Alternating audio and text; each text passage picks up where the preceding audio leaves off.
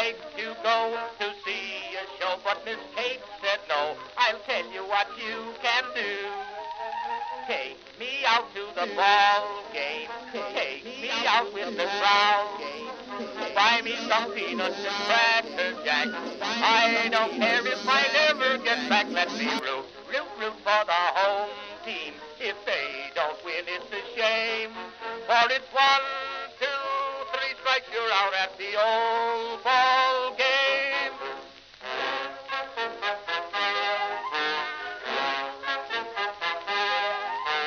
Katie Casey saw all the games, knew the players by their first names, told the umpire he was wrong all along, good and strong. When the score was just 2-2, Katie Casey knew what to do.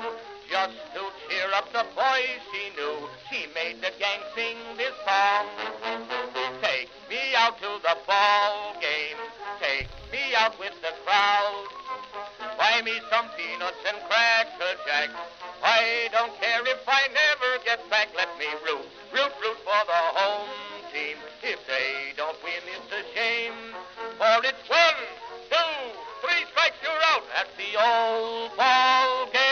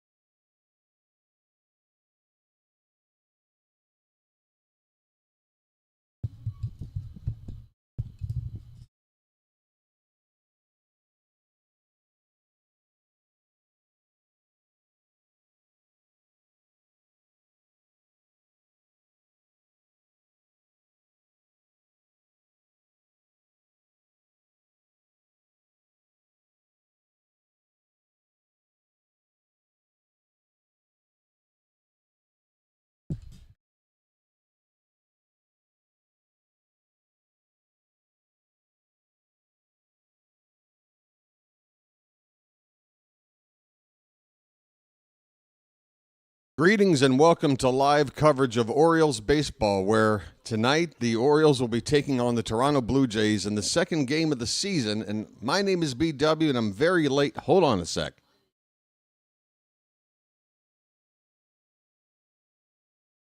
It's been a bit of a crazy 24 hours for me. Please stand by. We got a game coming in about 5 minutes. Apple TV, so that's not going to make it any easier for me probably, but I've got a lot to tell you and not a whole lot of time. First things first, I'm on the air. Now let's get the game up. And we will just do this step by step. And, in the order of priority, I feel that makes sense. I'm already having trouble again with, this is messed up. This might not be just a isolated issue on opening day with this channel that was working fine last season. Oh boy, how you doing, everybody? Good Lord. What a crazy, what a crazy thing happening here. Where is it? Is it? Okay. Apple TV. I got to think it's because it's Apple TV. All right, I've got the game. I've got it. How far behind am I? I don't know, but I'm just happy to be back on the air. I'm frankly happy that I'm still with you guys. I'm safe. Obviously, I'm okay. There was a very, very large earthquake in the region in the neighboring country of Myanmar, also known as Burma still to some. 7.7 magnitude earthquake followed immediately by another aftershock that was a magnitude over 6. There probably have been other aftershocks since. I've been asleep. But fortunately for me, I mean, I'm worried about the the many people impacted by this, because I'm sitting here, I'm living, I'm breathing. I got AC on right now, you know. I'm I'm not worried about me, you know. Um, but there's a lot of people affected by that, and I feel really bad because I did finally get to sleep after tossing and turning, and I don't know if maybe I pressed something on my phone to make my alarm go off, but yeah, just now waking up, and we've got to get to the line. We got so much to do, so let me just shut up about it. I'll address the chat as soon as I can, and let me just work on getting everything up here, because everything that normally takes about an hour to set up, I'm trying to do in 10 minutes. Please stand by. I'm not even gonna, well, I guess I'm doing it now. Like, just talk just to fill dead air, but I've got experience in radio, okay? You don't want to have dead air for very long. It's just odd. Not good. All right. Taking me longer than normal just to get to this page. Come on, man. I need you to be on my side today. Be on my side. Have my back. All right, here's this. We're going over the lineups and stuff right now. I'm working on changing the scoreboard here. Update that. Let's see if that took. Looks like that took. Okay. Well, now it's changed. Now I got to go in there and manually reset it. This is what I'm talking about, folks. Every day, you get to see what I do every damn day now, which is a little time consuming. I mean, you can't see me working until I flip it over, but there's that one. I got to do it again on the other screen.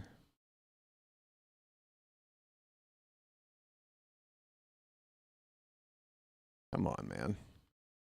Just, when you want to go extra fast and you're trying to make keystrokes and what have you, all you do is just make more errors by trying to go faster.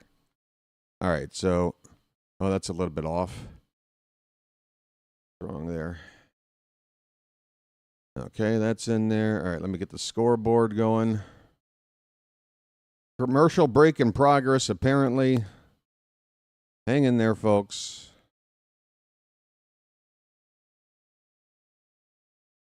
All right.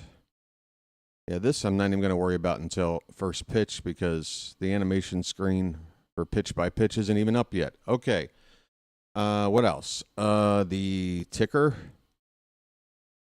I guess, should be updated. Not the ticker, the scrolling text. So the next game is tomorrow. What is that? That's going to be Kramer versus Scherzer. Anybody know what that start time is? Crap. Game starts at, I think it's crap. What is it? When is that game?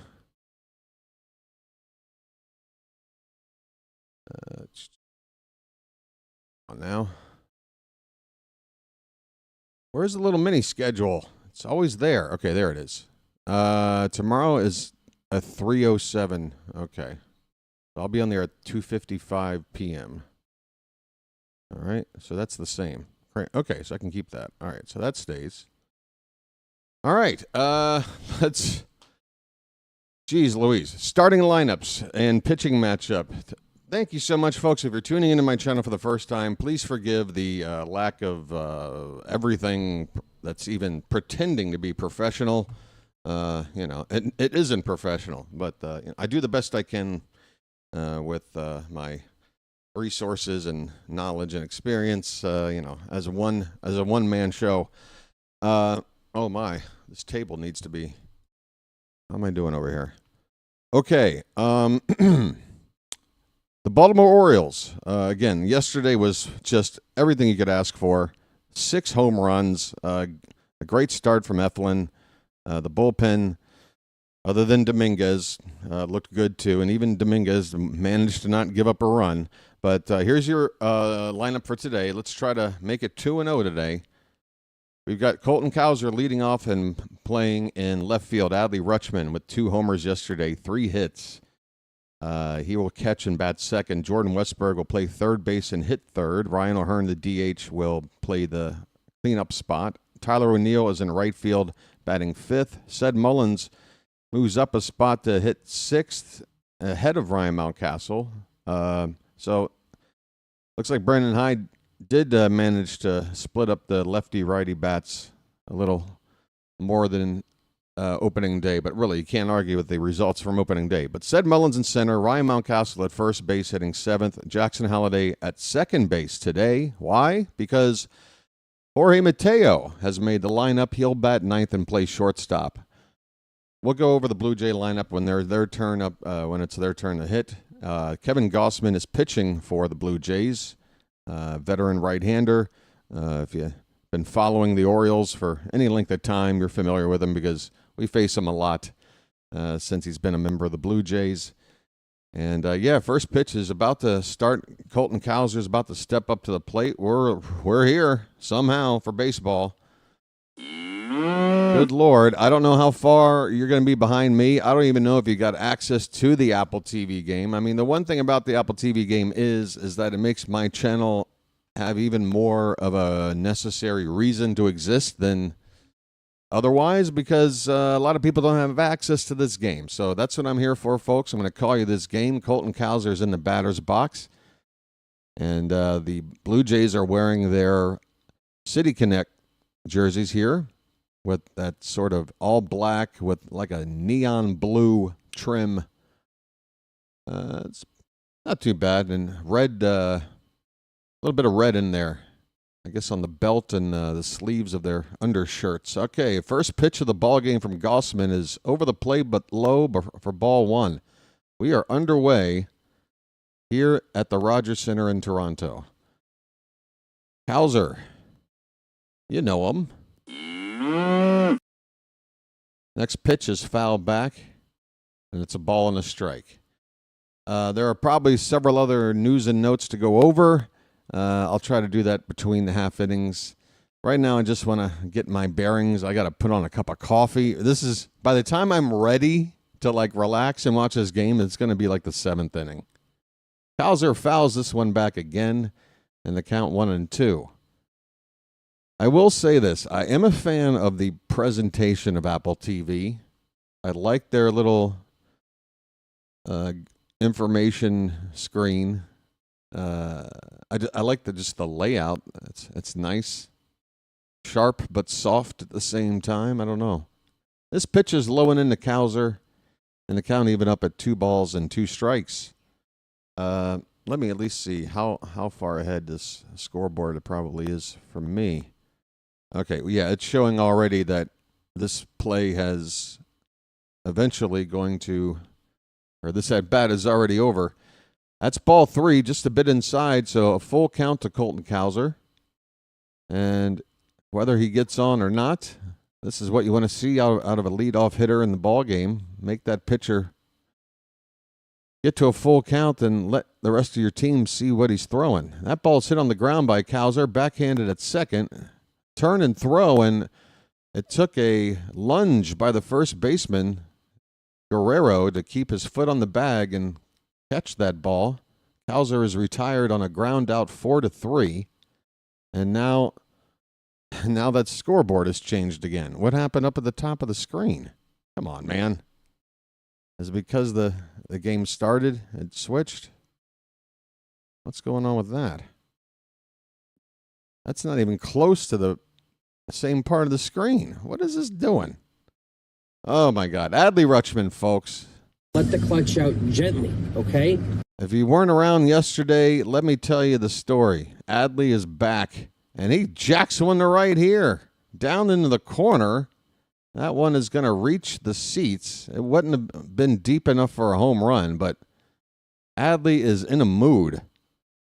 And if there's one thing I can say after I watched the highlight package of the Oriole batters yesterday, it's that we looked like we weren't swinging a bat to hit a ball thrown at us at 90-something miles an hour with dipping or left to right movement. We were hitting the ball, swing and a miss by Rutschman at 0-2. Like it was on a tee. Like we were just swinging a golf club and hitting the ball as hard as we could, just off a stationary tee, just the ball laying at our feet. It was amazing how locked in the entire lineup was. The 0-2 to Rutschman is low, a ball and 2 strikes.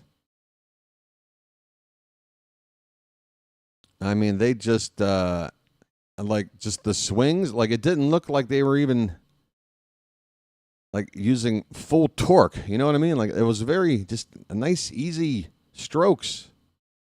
Just crushing the baseball. This pitch is low, so after an 0-2 count, Adley evens it up at 2-2. And another extended at bat here.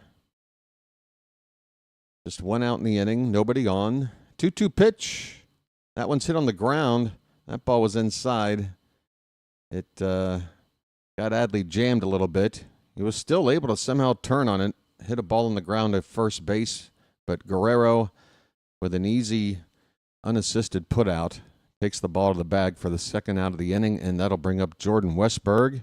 Well, West is that way. Westberg, again hitting 3rd in the lineup. This is sort of what I was clamoring for last season, especially. I mean, once he got injured, that was really tough for. And remember, folks, his injury last year was very much in line with the Orioles' second half struggles. There's a called strike on a breaking ball from Gausman, 0-1. And the next pitch is fouled straight back at 0-2. I know that scoreboard looks ridiculous. It's ridiculous. The last thing I want is to look ridiculous. Here's a ball hit. Oh, God, that's a replay. Jeez. I was like, wait a minute. He just threw a pitch. How is it that fast? Okay. All right, the 0-2 to Westberg is off the plate, low and away, a ball and 2 strikes. Let me just fade that over. Okay, so that one's working. And let me do the same with this.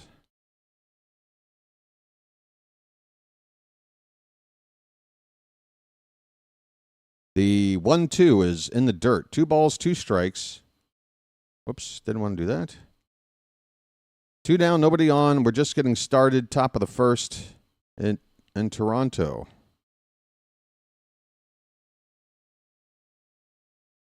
All right, so that's where it should be. Hopefully it'll stay this time.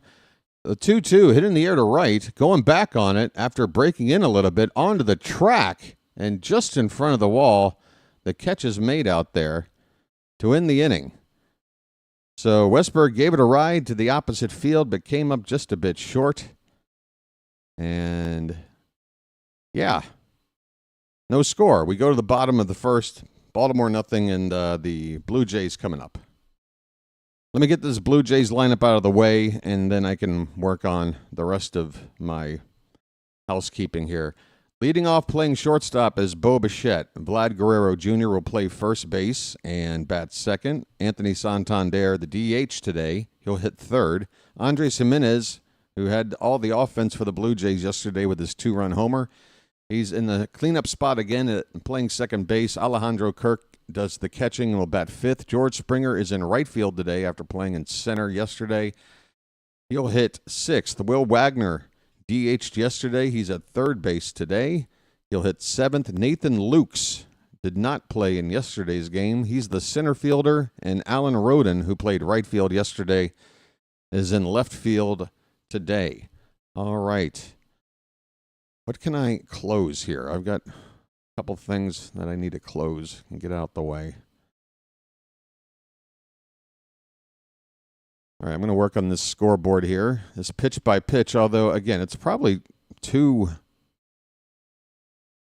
ahead of me for it to be useful to us. I say us.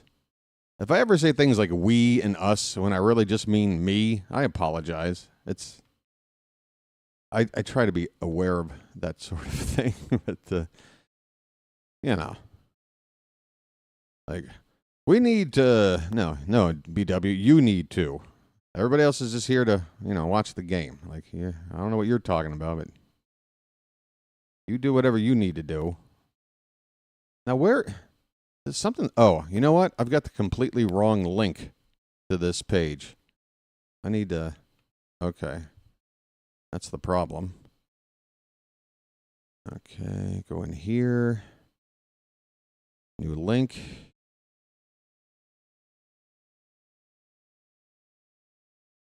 Ah, okay. I think we're just about there now then.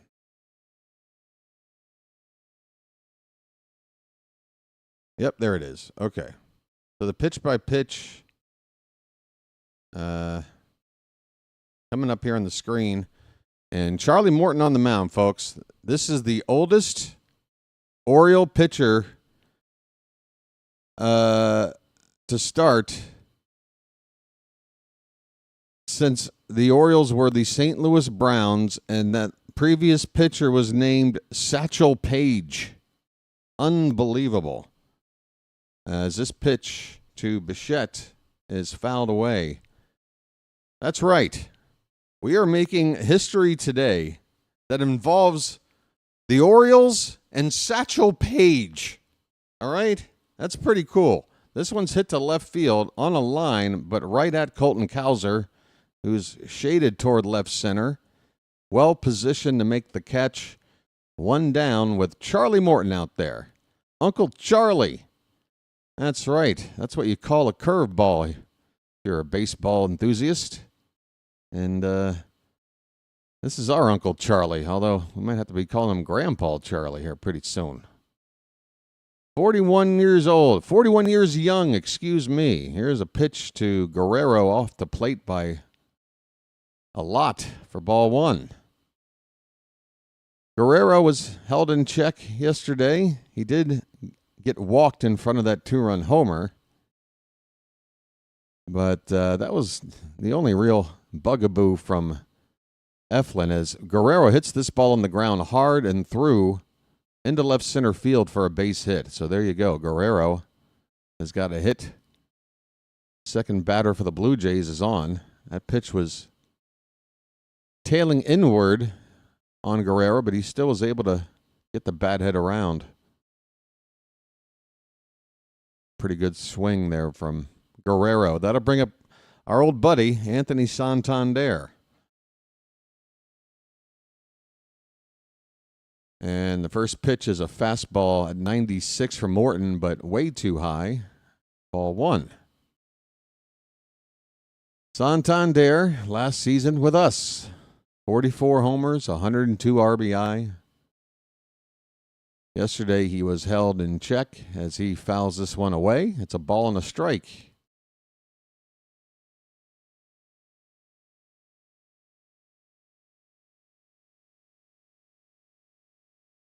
Man, now all I can think about now that I'm like sort of breathing and calm is I need coffee. Pitch. That one's lined hard but fouled off to the right. Excuse me. A little bit of a hiccup. Count as a ball and 2 strikes on Santander. Tony, he still hit a ball on the ground from time to time, right? How about one to Mateo here? And let's turn 2. Help us out, Tony. Come on. What do you say? What do you say? Pitch to Santander is a ball that's drilled, and that ball was not in the zone. It is going to be off the wall. Tyler O'Neill will get it back in quickly. Guerrero will have to stop at third. It's a double for Anthony Santander. And, folks, you can't blame Charlie Morton. What a swing by Anthony Santander. Once again, showing that there is no safe place to pitch to this guy. When he feels like hitting the crap out of the ball, it can be 6 inches in, out, low. This one was low. He went down and got it. He is, yes, the definition of a bad ball hitter. I mean, it feels like he does better when he goes out of the zone. I'm sorry. Tony's at first base. I gave him credit for a double, and I was wrong. I think the graphic actually put him there. Maybe because they just assume, but it's been fixed. It's first and third. He's at first. That's how hard that ball was hit. And O'Neill got it back in nice and quick. So what that does is allow the Orioles an opportunity to get out of this with a double play. That would be very nice. Swing and a miss on an 0-1 pitch to Jimenez, and the count is 0-2. So that's what we need. I'm thinking Morton breaks off a good curve and either strikes Jimenez out or gets him to hit it on the ground, and we can get the hell out of here. That is what we're asking from Morton. The 0-2. That is top of the zone and fouled away. A little bit above the zone at 97. 97? Morton can get it up there at 97 still? All right. Yeah, he's too old, Everett. He's too old. He throws 97 miles an hour, just like you do when you're 41, right? All right. 0-2 pitch is low and inside. A ball and 2 strikes. A ball and 2 strikes. Did anybody else see that at 97? Maybe I read it wrong. Looked like it said 97. 2 pitches back. In fact, I can see it on this screen here if that was accurate. Here's a pitch in the dirt, and the count even up at 2-2. There's that curveball. Spike to the dirt. 97 on the foul ball. Yeah, he's throwing 96, 95, 96, 97. Morton getting it up there. Somebody's already spoiling. 2-2 pitch is fouled off to the right. I tried to not say what happened. Yeah, that would be best. This isn't a channel to come and be like, hey, let me be the first person to type in what I saw the moment it happens. People really aren't here to read your play-by-play text. Just to let you know. There's a curveball, check swing, and Jimenez is having a beef with the umpire. I think they're ruling him struck out, but Jimenez is probably saying he got a piece of that ball with his bat. And here comes the Toronto manager to argue, but it does appear that Jimenez is struck out on my view. It seems to be a pretty civil discussion. The manager with his hands held behind his back, and Jimenez not showing a whole lot of he went around, and what is he talking about? Like, first of all, he went around. Second of all, the ball didn't hit anything. Like, what is it? What is his argument? Did they say it hit him on the foot? Nah, it didn't hit you, dude. It didn't hit you. Come on, man. Jimenez strikes out. Can we say it now? Well, y'all come back now, you hear? All right. 2 down. We needed that strikeout. First and third, and a chance to get out of this. It'll be Alejandro Kirk. First pitch is a curveball fouled off to the right. 0-1. Alejandro does not have the same gym routine as Tyler O'Neill, I think. I'm going to go out on a limb. 0-1 pitch is high, 1 ball, 1 strike. I think Alejandro Kirk's regimen is probably consisting of, I don't know, a lot of breakfast cereal, sausages, maybe play some video games. I don't know. The 1-1 pitch is high, 2 balls and a strike. He's stocky, all right? He's a country boy. Cantankerous. Welcome back, Cantankerous. We've got a super chat here. Message for you, son. Get to you in just a sec. Here's a check on first. So he's back. I don't remember Satchel, but I remember Hoyt Wilhelm. Yes, the knuckleballer Hoyt Wilhelm. One of the early Orioles stars when he threw a no-hitter, right? That's the first Oriole no-hitter, Hoyt Wilhelm. 2-1 pitch is off the plate outside, and that's 3-1 now. Dangerous count on Kirk. 2 men on base. 21 pitches already for Morton in the first inning. Thank you so much, Cantankerous. So that is right. First no-hitter. And the first Oriole Hall of Fame inductee. Very nice. There's a breaking ball for a called strike, and the count is full now. Come on, folks. One more strike. We can get out of this, and I can go start making a hot cup of coffee. Like, I need to run. Get this coffee started. Come on, Morton. Payoff pitch. Swing and a miss. He struck him out, and we got out of that jam. Well, y'all come back now, you hear? Beautiful, beautiful, beautiful. Thank you, Charlie. Come on, folks. Don't give up on Charlie yet. He's a veteran. Let him cook. I'll be right back.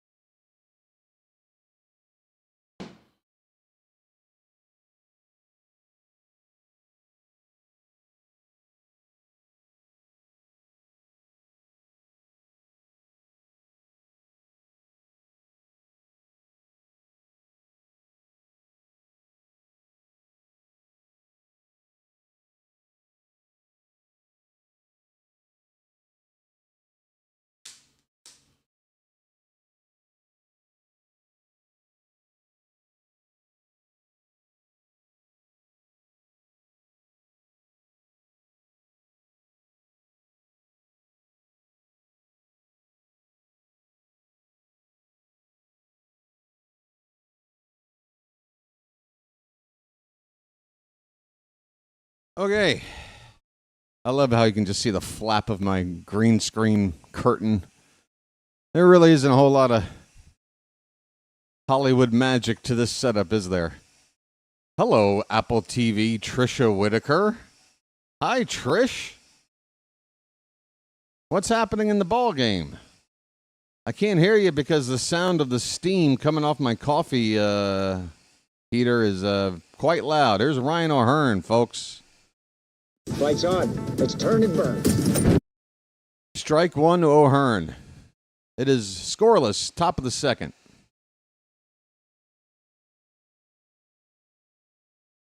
Next pitch from Gausman is outside, a ball and the strike, and I'll be right back.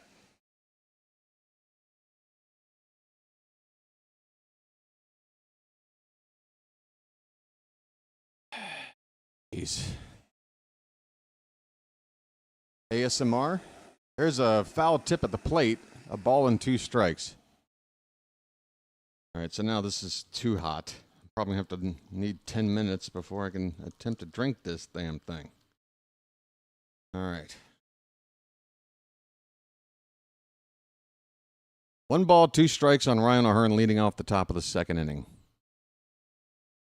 And the next pitch is reached for. That ball was low and away and still got it out there. A diving and a catch in left field. What a beautiful diving catch out there in left field by Alan Roden, who was in right field yesterday. My goodness, a full layout. He went absolutely parallel to the ground and was just fully laid out. Great catch. You got to give him credit on that. My goodness. Shoot. All right, one away for Tyler O'Neill, who takes a fastball right down the middle for strike one. Fastball down the middle for ball one. I don't know what we have some umpires where that's true sometimes. I need a spoon. Next pitch. I don't know. It's off the plate for ball one. 1 ball, 1 strike. Is that a fork or a spoon? That's a fork. I need a spoon. All right. Pitch. Hit hard and stopped at third base, popping up and throwing over to first. Fully stretched out Guerrero. The Blue Jays have made back-to-back Gold Star defensive plays. My goodness, Will Wagner at third base. Why was he DHing yesterday? This dude can pick it. O'Neill absolutely scorched this ball. Backhanded by Wagner.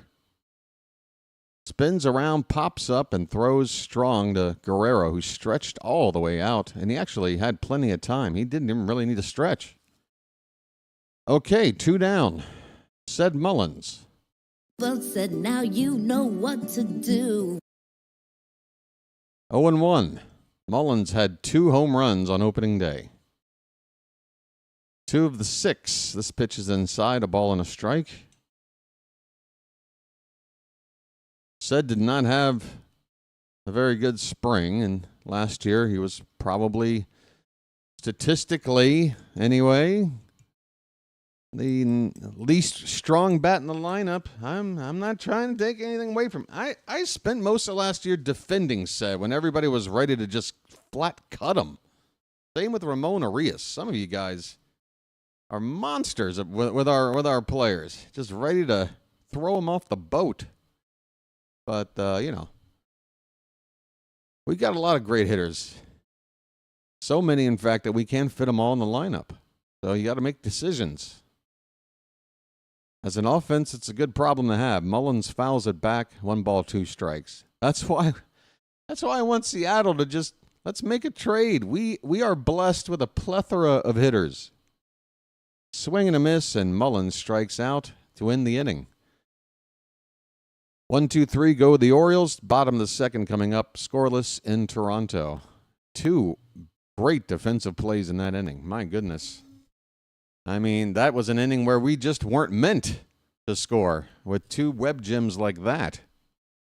The hell you supposed to do? I'm basically working this backwards now because of the... All right, so hey, look at this. We're 10 away from 2,400 subs. Can we go with that as a target for tonight? Help BW get to 2,400 subs. If you're watching right now and you're not subscribed, if you've just found the channel, or if you just haven't been convinced yet, why not do it today? Come on. These numbers, they're meaningful. Get your number today. Let's get it up to 2,400. And I promise you, I will do everything in my power to give you the best damn play-by-play of Orioles baseball that I can give you, all right? That's my BW promise. Excuse me while I get some caffeine into my veins. Oh, yeah, that's still very hot. Okay. Oh, who needs skin on their tongue? That's fine. What else is happening? Let me bring up the Twitter here. I'm sure there's news and notes to go over. Stuff happened since we last left. Let's check it out.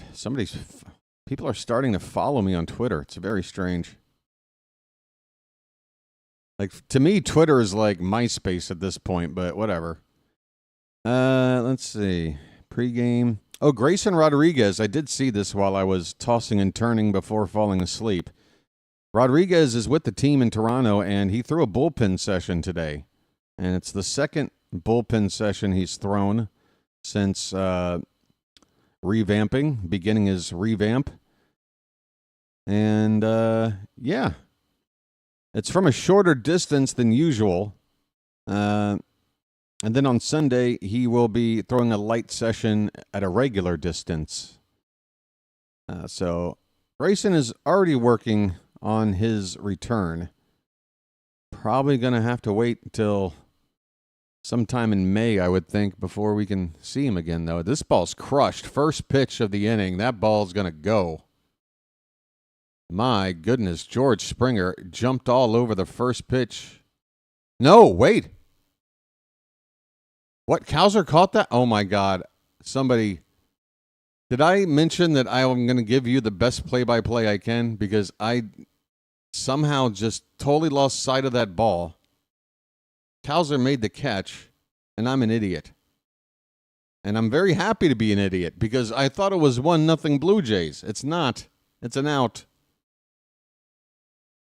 I was fooled. You know what I need is some volume on the game so I can hear a thing or two. Good Lord. That was a major screw-up. Very little interaction with the chat this year. Bill, this ball's hit down in the corner, and that's going to be for extra bases. That's Luke's, the number 8 hitter, with a ball hit down the left field corner for a 1-out double. So Toronto is making noise again here in the second. Bill, first of all, this year we've had 2 games, and by 2 games I mean 1 game and 1 inning. And today I was late. There was an earthquake here. Things are a little weird, a little crazy, but Bill, can you give me the benefit of the doubt, man? I want to interact with the chat. Trust me. Number 1 priority is to provide the play-by-play so you don't miss a thing, right? Because if you're not watching along, you're depending on me. Other than that, I'd love to interact with the chat. We got a 1-0 pitch, and that is high, 2-0. And like, if I'm sounding defensive, because I'm a sensitive guy, and this is part of the reason why the channel exists. I want the interaction. It's just, give me a chance. It's 2-0, and this pitch is off the plate, 3-0. So Charlie Morton, he got his way through the first, but man, he's definitely not just blowing guys away. He's got a 3-0 count here on. Oh, so Luke's is at the plate now. I screwed that up. You see what I'm saying, guys? Like, look, I'm doing a terrible job already. That's the worst thing. Is I'm doing a terrible job calling the game. Will Wagner had that double. Nathan Lukes is at the plate now. I'm sorry. So Wagner's at second, and Lukes with a 3-1 foul off to the right, 3-2. Okay. Yeah, Bill, I'm sorry too, man. Bill, I really appreciate that you reached out to me on a couple platforms to make sure that I was okay, So that means a lot to me. We're good.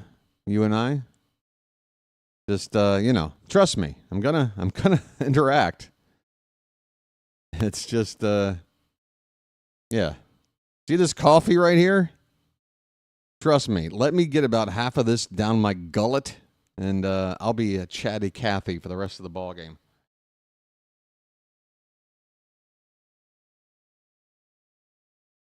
Oh, and I've got this screen up. So is this screen way too far ahead? You know what? All right, looks like I just spoiled it. Good Lord. What a giant disaster. Payoff pitch coming to Luke's. Hit in the air, foul, will do it again. It still says 0-0 up here, so that makes me happy. Wait, now it says 2380. What is that about? I lost 10 subs? You know what? I'm just calling the game. Just going to call a game. I don't know what's happening. Going to call a game. Payoff pitch. Swing and a miss, and Morton gets another important strikeout. How about that? Look at this guy. Well, y'all come back now, you hear? Oh, is that right?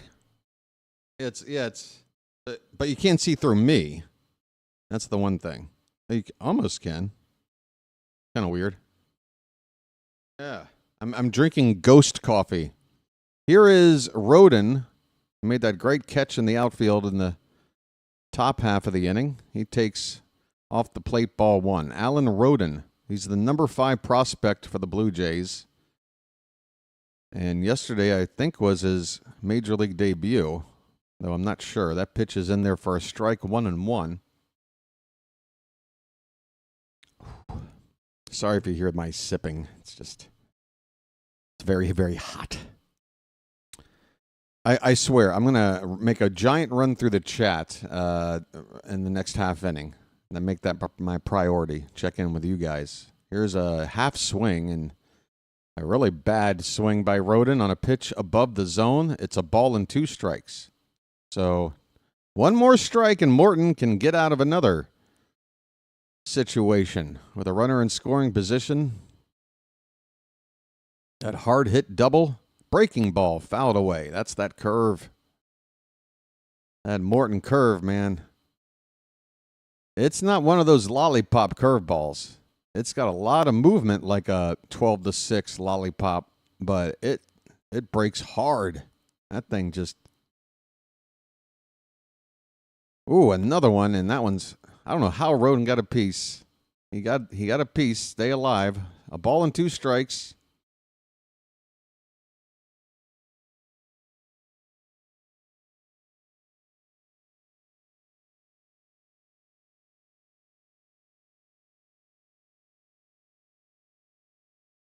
Check the runner at second base does Morton, and here's the pitch. Hit on the ground, and second baseman's got it.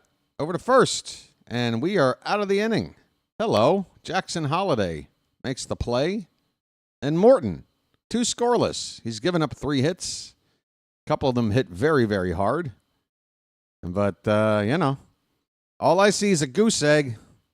Works for me. We go to the 3rd inning, no score in Toronto. All right, here I go. I'm going to scroll all the way to the top.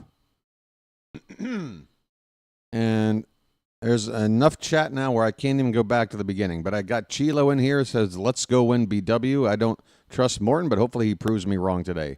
Pure Adrenaline Sports popped in the house early, helping out with liking and subscribing. Froggy's here. Thank you, Froggy, for your help. Carrie says, glad you survived the earthquake, BW. Thank you, Carrie. George says hello. Sam Dilworth says, let's go Orioles. Vonnie is here saying hi.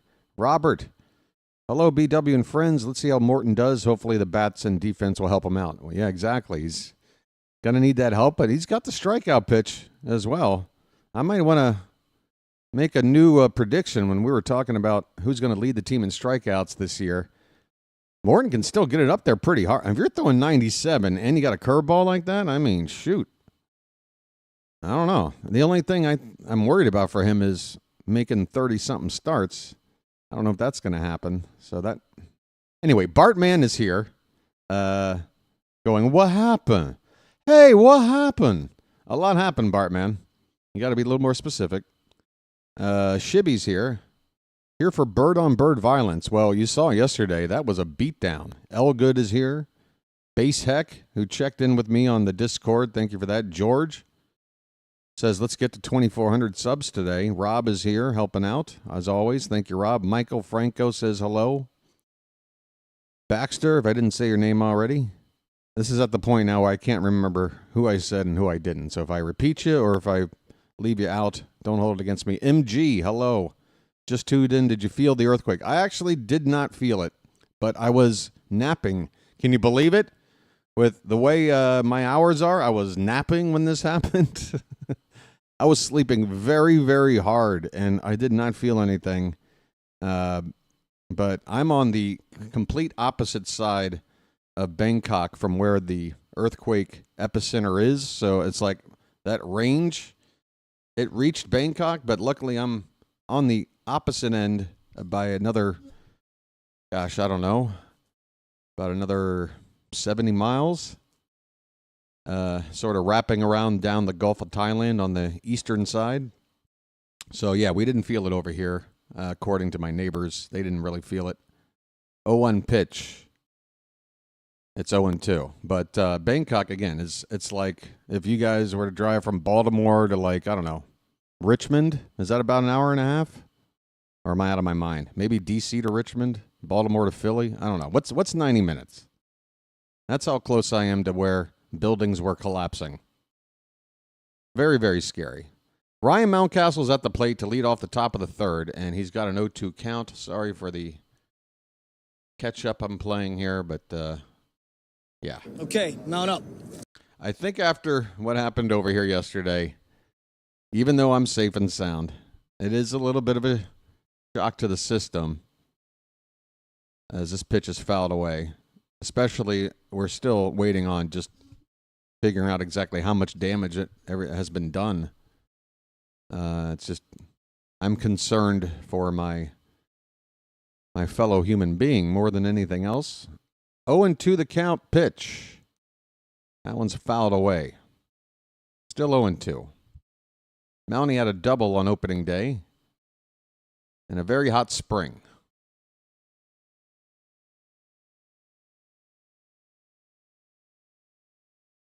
Now, I just saw someone type in tater into the chat. Now, is somebody spoiling something here? Why just the word tater? I hope that's not a spoiler. That pitch is fouled away. It's 0-2. Gausman, you wouldn't spoil anything, would you? Because then we'd have to, put you on the rack. 0-2 pitch. In the dirt. A ball and 2 strikes. Bruce is here. Did anyone? Yeah, people got hurt, Bruce. People definitely got hurt. It was a 7.7 magnitude earthquake. Just to put that in perspective, I think it was like a 6.7 magnitude for San Francisco in '89, and you saw highways collapsing. This pitch is hit into the hole at short. Long throw, and they got him. Wow, Ryan Mountcastle nearly beat out an infield hit, but a strong throw from Dante Bichette. Bo Bichette. Dante's his senior. From the outfield grass, throws out Mountie. And, yep, Mountie, for some reason, putting his hands to his head as that throw came in. I don't know if he thought it was going to hit him or what, but damn, Mountie. I don't think putting your hands up like that is going to help you get to the base any faster. Not sure what that motion was for. All right, Jackson Holliday's up. And first pitch comes off the plate outside. Oh, he was just trying to keep his helmet on. Don't worry about keeping your helmet on, Mountie. I mean, what the hell? Let it fall off. Jesus. Worry about beating out the throw, man. What is that helmet made of, what is it, like a Fabergé helmet? Jesus, just let it fly off the head. Don't worry about it, dude. All right, 2-0 on Holliday. And the next pitch is lifted in the air to center field, going back on it, onto the track, and going up, and that ball is gone! Bye, birdie! Jackson Holliday muscles up and goes to deep center field. That ball just flew like a bird. It's 1-0 Baltimore. Oh, doctor. It's magic, you know. It's magic. On a magic carpet ride. You believe in magic. Woo! Good God. All right, so you remember yesterday I was like, who's going to hit a homer first? I was talking about Game 2. That's why I picked Holliday. I don't know. You guys had your Game 1 predictions. I don't know why. We had 6 homers. I'm the one that picked the Game 2 guy. You're not buying it? All right. Jorge Mateo is at the plate. And you know what? I need to add him to the soundboard. I forgot that he made this team. I got to make a cut. Somebody's got to get cut from the soundboard. I need Mateo back. You know what? We'll use this as a placeholder. Meep, meep. You know what that implies. Mateo's up. Man, Holliday. So that was to the left of center, so opposite field technically. And that ball just easily sailed over the wall and into the first deck. Here's Mateo. That ball will not go nearly as far. Straightaway center field. And the center fielder coming in a few steps to make the catch for out number 2. So the Orioles now have 7 home runs in 1 game plus 2 2/3 innings. They obviously lead the league early in home runs. Nobody hit 6 yesterday. Even the Dodgers, who've played a couple of extra games out in Tokyo, aren't there yet. And even our run differential, by winning by 10 runs yesterday, we've got the best run differential in baseball. So why don't we hold on to those records and stay in first for the rest of the damn season? Here's Colton Cowser. First pitch is a strike. Next pitch, low and in for ball one. Gausman now up to 45 pitches with 2 down in the third. So that he's right on about 15, 16 per inning, depending on how quickly this one ends. That one's upstairs and outside. Count as 2 balls, 1 strike. Bases empty, 2 down, a run in on a Jackson Holliday home run, his first of the season. So we've got 5 different Orioles with home runs already on the team, with 7 total home runs.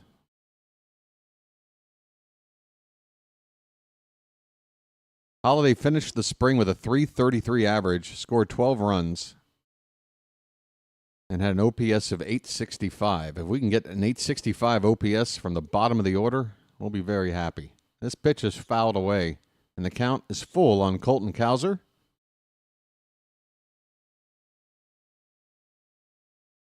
He worked a full count his first time up. Maybe he is a guy that can hit leadoff for you. This ball's reached for and hit softly on the ground to second, and that'll end the inning. So Cowser grounds out. He did make Gausman throw some pitches. He slams his helmet down. Cowser does get a little bit frustrated, more than your average Oriole, when making an out. He does a lot of helmet slamming and bat slamming, it seems. I'd like Colton to not get so upset. I mean, I understand it, but, don't let them know that it's gotten to you. Okay, apparently we're back to where we were. I don't know. Maybe we lost a couple came back. I think this doesn't update live except in like 10 sub-intervals. So I guess if we get to 2,400, we won't know how close we are until it just turns 2,400. But, yeah. How you guys doing? Did I get all caught up with the chat? I see some other names in here that I've yet to say hello to. I think Joshua saying hi, everyone, watching from Puerto Rico. Beautiful. Mr. Hyde. Why does Gausman have so many deleted? Gausman, what are you doing, dude?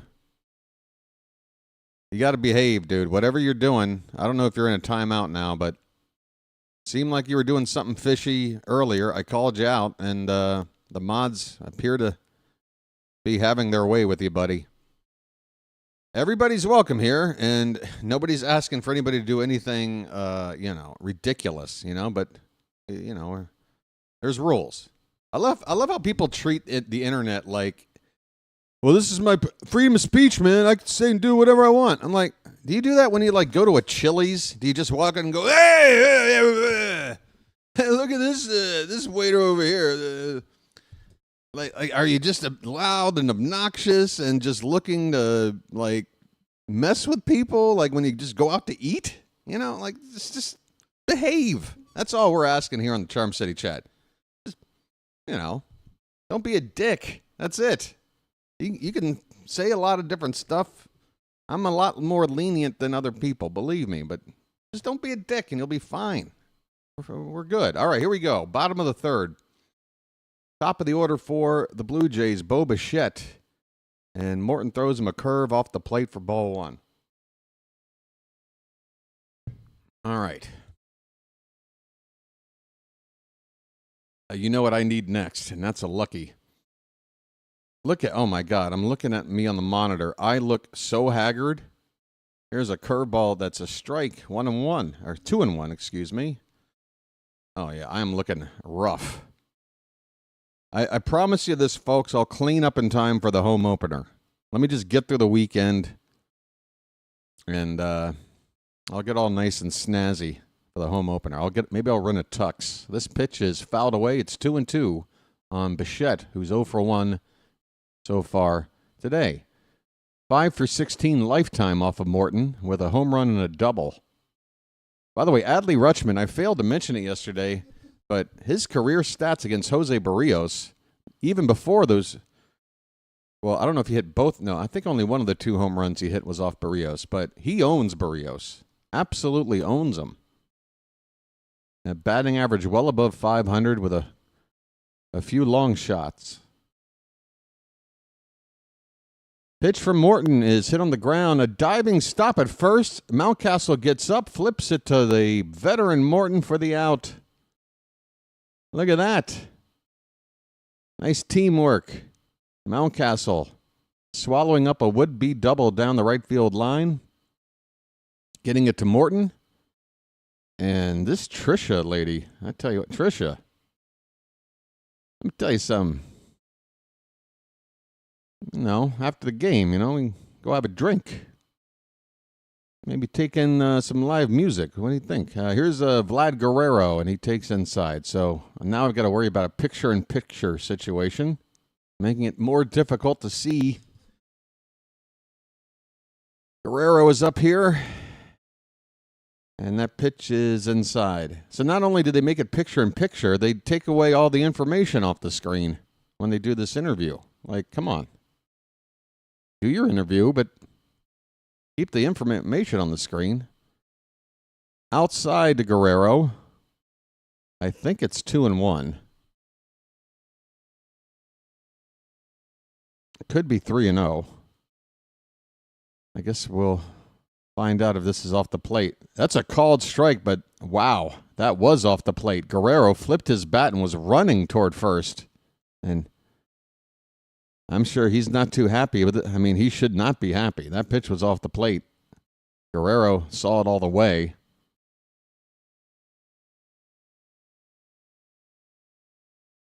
Right now, the Blue Jays aren't giving the umpire too much static, but another call like that, and they'll start chirping, and they should.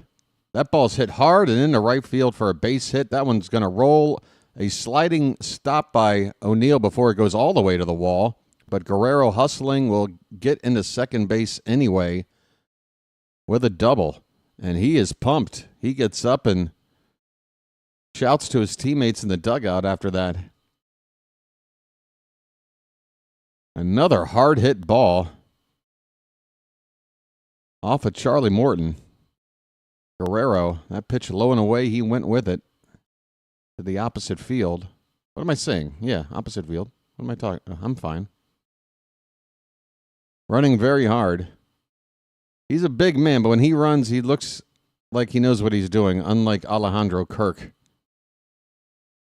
All right. So the Blue Jays with a runner at second base, and that'll bring up Anthony Santander. Hold on to your hats, folks.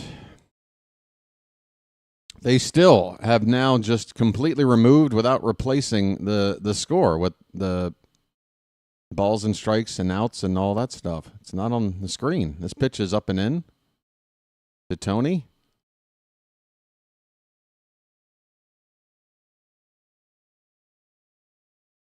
Even this is behind. What's going on? 2-0 on Anthony Santander. And the next pitch, inside, 3-0. 3-0. Okay. This is a little bit nervous time here.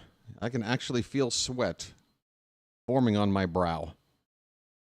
3-0 pitch. Popped up. Third base side. It's in play.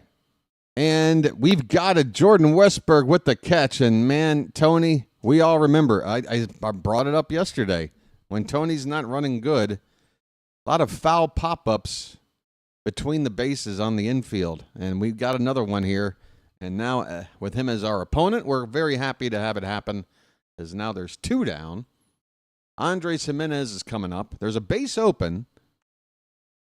Who do you got hitting after? George Springer, the righty instead of the lefty. But I'd just go after Jimenez. I mean, I know he hit a home run yesterday, but that pitch is up and away. Well, I mean, that first pitch makes you think he doesn't want to pitch to Jimenez. That was very far off the zone. Want to know to Jimenez, who struck out his first. Okay, so he struck out his first time up. Go after him. Come on. You can do it. That one's on the outside edge for a strike. 1-1. I think for, yeah, we got a runner at second base. So if Morton can get out of this jam, it'll be 3 straight innings with a runner in scoring position left on there by the Blue Jays. Hit on the ground. First base, Mountcastle has it. He's going to run to the bag, and he will make it there in time to end the inning. Charlie Morton. Folks, you might have to take some nitroglycerin pills to get through one of his pitching performances. If you got a bad heart like me, maybe take some medication before he starts. Yeah, blood pressure. Yeah. You got any issues like that? We go to the 4th inning. Okay, it's time for a lucky, my first of the day. We need an interview by you with MLB Network. You are the cat's meow. The cat's meow? What about insulin? Sharp City chat. My insulin is called Lucky Strike. All right. My insulin. Yeah.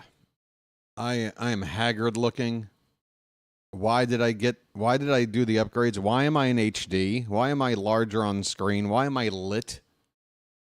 I should be in shadows, low definition, and in the corner.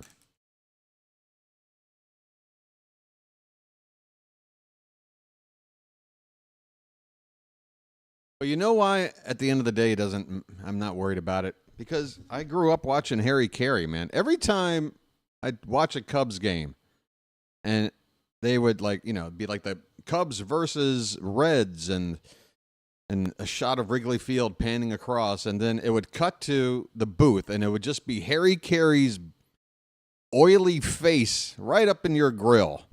Hello, everybody. With his big glasses, and just he's got that Vitalis in his hair still from 1948, that Dapper Dan that he's never give up on. Just like sweat, and like his lips are always like just moist, and he made it, right? He was on TV. So if he can do it. All right. Where's the I need to open the door here. I'll wait for an out. Adley Rutschman's at the plate. I can't miss Adley. First pitch is right on the outside edge at 95 for strike 1. Let the clutch out gently, okay? Adley grounded out his first time up. I've got something. I think I bit my tongue in my sleep. What's going on there? Off the plate outside. 1 ball, 1 strike.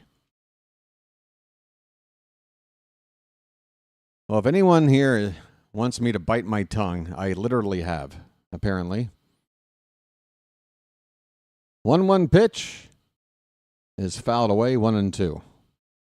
Hello, Anthony Santander. You're currently... Oh, you're DHing today, so you're just talking to me from the dugout? Look, folks, Tony's talking to us from the dugout today as the Blue Jays are on the field right now. Tony, sorry about yesterday, man. We just, we were a little Homer happy. We had some Tim Hortons, noshing on some donuts. Hey, we need to talk about that, too. 1-2 pitch to Rutschman is fouled away, still 1-2. Yes, Tyler O'Neill, who on opening day hit up Tim Hortons for a couple of dozen donuts, brought him in, and I made the observation on my Discord last night after that performance. I'm like, hey, Tyler, buddy, baby, you're going to have to go out and do it again today, right? And he did. More donuts today, and we've already got a home run on the board. This pitch is off the plate, and the count is even up at 2-2 on Adley. Tyler O'Neill's father, who was a professional bodybuilder himself, part of the reason why Tyler is very much an enthusiast when it comes to sculpting his body there, was on hand to see that home run yesterday, and I didn't really notice that until I watched a replay, but it's always great to see your dad like just so proud of you, and you could see him yelling like, that's my boy right there. That's ball 4 to Rutschman. Great at bat. I love to see Adley Let the clutch out gently, okay? work a walk. I'm walking here. Mr. Opening Day, that's his name. Well, that would imply that the other 161 games, he's just Tyler O'Neill. That's a good nickname for opening day. Hey, Jordan Westberg's up. He already actually held the record. The record was 4 straight opening day home runs, held by 3 different players. And what's interesting is that 2 of them are catchers. Gary Carter, Todd Hundley are 2 of the 3 that had hit 4. Oh, no, all 3 are catchers. Excuse me. That's what was amazing. Yogi Berra being the 3rd. Yogi Berra, Todd Hundley, and Gary Carter, who, by the way, one was a Yankee, one was a Met, and one was with the Expos but became a Met. So all played in New York at some point. Those were the previous tied record holders of consecutive opening day home runs. So O'Neill passed it last year with the Red Sox with his 5th. Now he's at 6, and no one's ever going to break that record. That seems like one of those no one's breaking records. It is 1-2 on Jordan Westberg with a runner at first, nobody out. Pitch is low, 2-2. Have we had a bugle yet today? Anybody in the mood to say charge?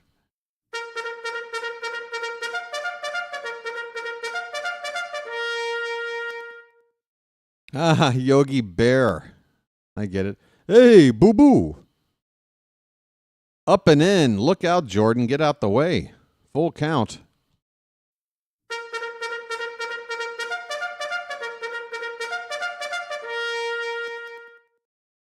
Yeah, I don't think the Ranger's going to like this, Yogi. Let's see what's in the picnic basket.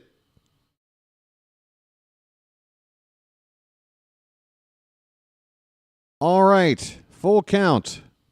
Runner at first is Rutschman. Let's see if he's on the move. He stays. Pitch, swung on and missed. Good thing Adley stayed put as Westberg strikes out for the first out here in the top of the 4th. That'll bring up Brian O'Hearn, and I'll be right back.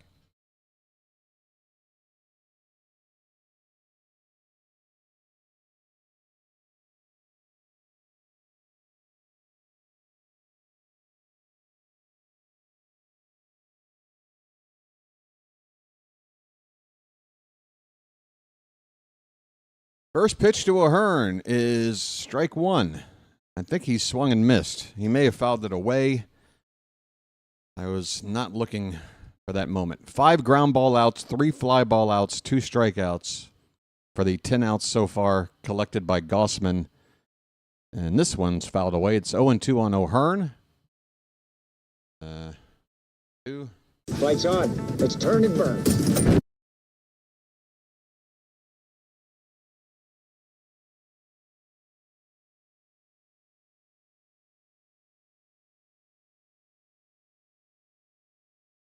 I needed that.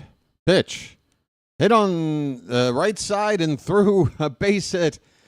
And going first to third is Rutschman in classic style. It's a base hit to right. Rutschman's at third. There's only 1 out. First and third, and we got some activity going here, folks.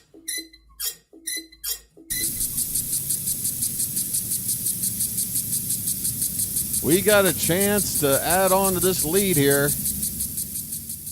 Come on. Come on, Charm City chat. Let's get ready here. We got Popeye coming up right now. Ahoy there! Anybody home? O'Neill hit a 3-run jack yesterday. He's got a chance to do it right now. And there's his dad in the stands. And today his dad's wearing an Orioles hat. And that is a clean lid. That is a fresh lid. Dad is back in the stands. Pitch. Fouled away by O'Neill. 0-1 the count. Hey, skibidi-skid.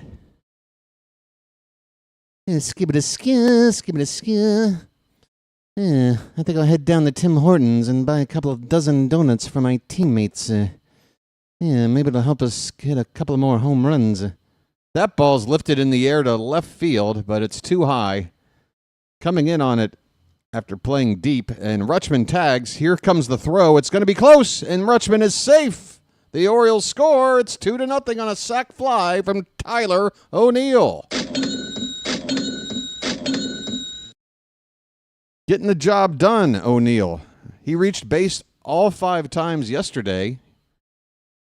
He doesn't reach base here, but he still helps out the team with a deep fly ball and an RBI that scores Adley Rutschman.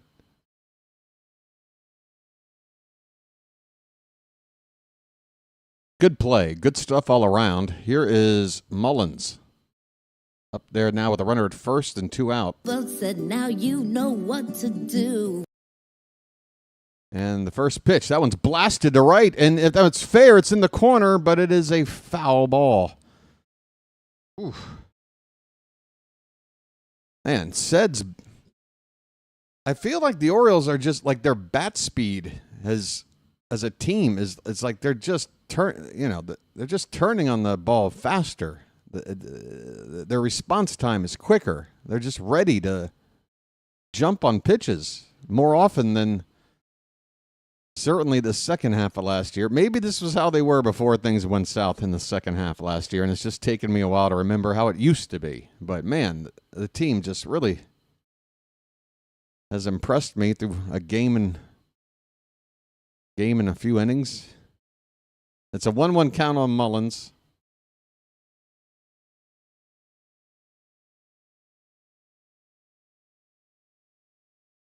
And my game just froze. Come on, man. Here's the pitch. Comebacker. Gausman stabs it out of the air. A big flip to first for the second out. No, the third out. I stink. Final out of the inning, but the Orioles get another run. A sacrifice fly by Tyler O'Neill, scoring Adley Rutschman. They only have 2 hits. The Blue Jays have 4. But we've got 2 runs, and they got squadoosh. Works for me. We go to the bottom of the 4th, 2-0 Baltimore. What's going on? It's our first night game of the season.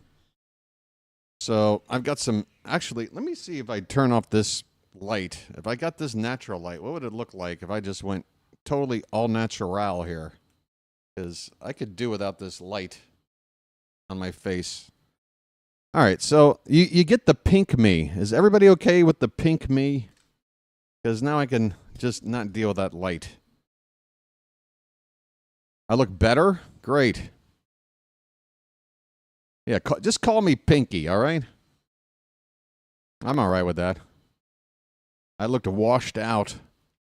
Well, see, the thing is, I know that you might say, well, just don't bother with that light, but you know, these games are on where I am. It's either nighttime or the sun is rising, and when the sun's rising, it's like it is right now. These night games, it's like I have to adjust the lighting during the game because it's literally like day and night over here. Okay, I've said literally too many times today, and I'm a stickler for the overuse of the word. I've used it properly, but I still want to be careful. The Pink Panther. That'll work. Pinky in the brain. No pink, no stink. I don't know. That's probably not appropriate. I don't know. Whatever you got. The pink ladies from Greece.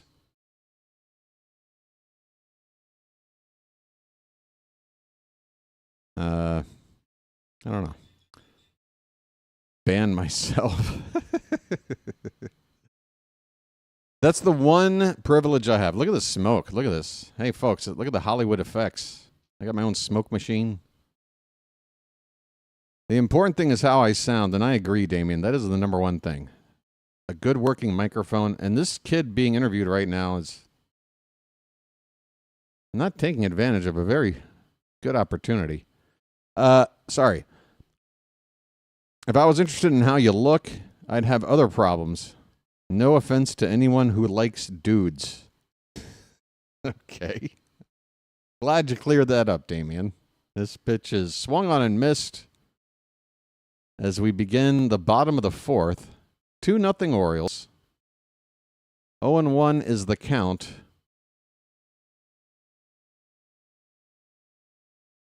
On Alejandro Kirk.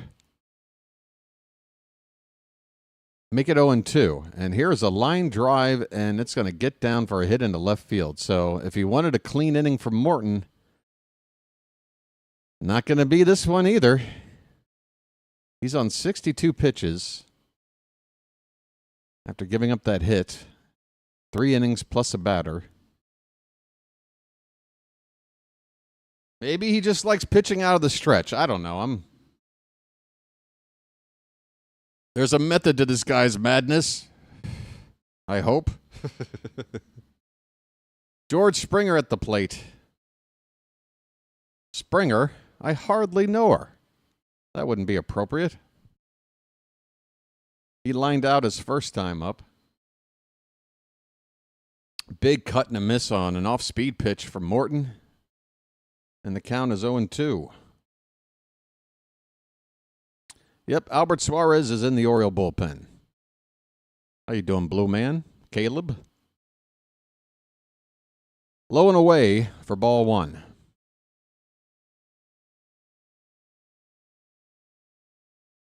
Tomorrow we'll be on the air at 2:55 p.m. for a 3:07 first pitch. Dean Kramer against Max Scherzer. I will try to be on time for that and well prepared. Pitch is upstairs. The count even up at 2-2 on Springer.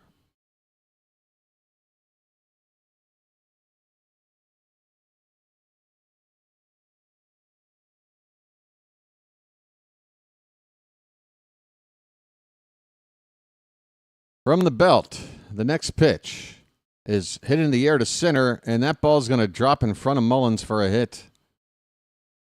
And stopping at second is Kirk. Luckily, the slow-footed Kirk, the lead runner. So instead of first and third, it's first and second, but there's still nobody out in the inning. And good Lord, how many times can we get out of trouble? The one thing in our favor, I guess, we'll see, is that it's the 7, 8, 9 hitters due up right now. Starting with Will Wagner, who hit the crap out of the ball his first time up. Hit that double down the left field corner.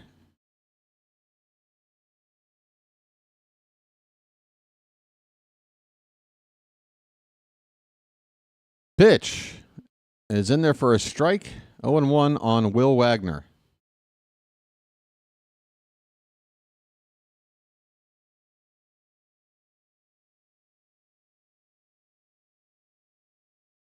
And the next one is swung on and missed at the top of the zone with a fastball. That was only at 93. Again, Morton was throwing 96, even 97 in the first inning. That scares you, too. If he's losing velocity on his fastball, this pitch is high. 1 ball and 2 strikes. I think a curveball is in order here to get this out.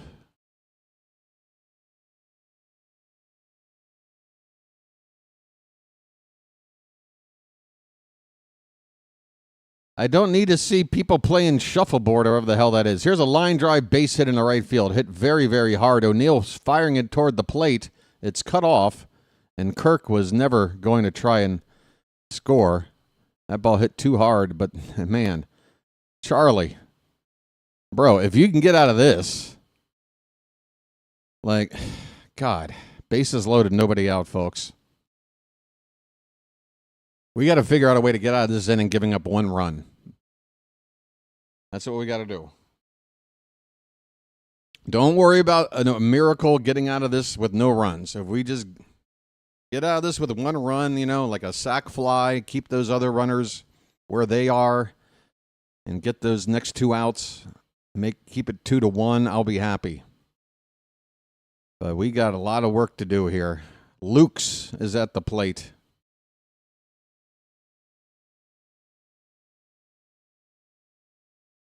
Here we go. First pitch is swung on and fouled away. Thank you, Lukes, for not taking a first pitch and going after one that was inside. Nathan Lukes struck out his first time up. 0-1 the count right now. Pitch upstairs. 73 pitches we're at now for Morton. He'll be well over 80 before this 4th inning is over.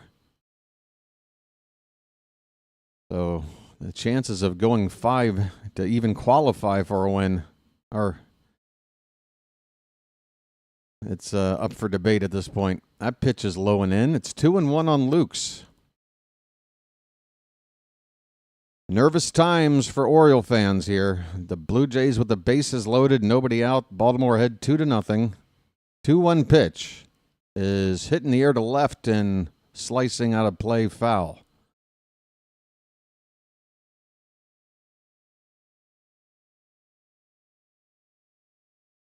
Albert Suarez is getting loose in the bullpen.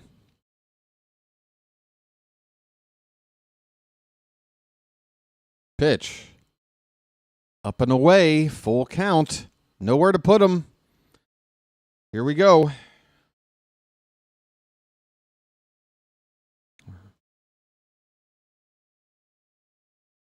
Come on, Charlie. You got to throw a strike. Oh, my God. Terrible pitch on 3-2.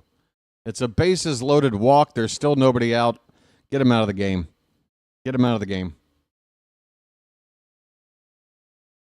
Get him out of the game.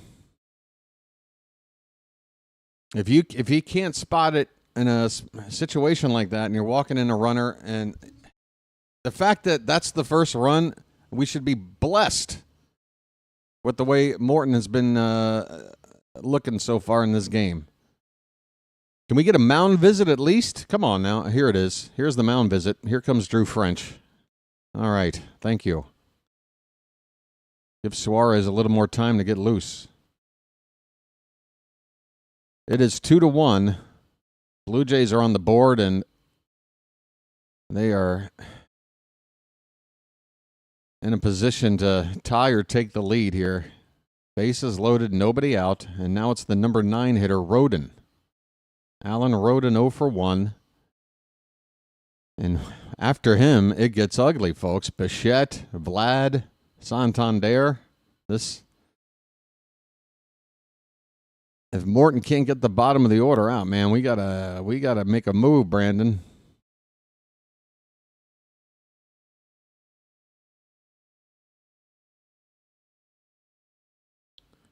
Hang in there, Chilo. Let's let the results speak for themselves, and then we can either complain or breathe a sigh of relief, whatever the case may be. But I understand how you feel.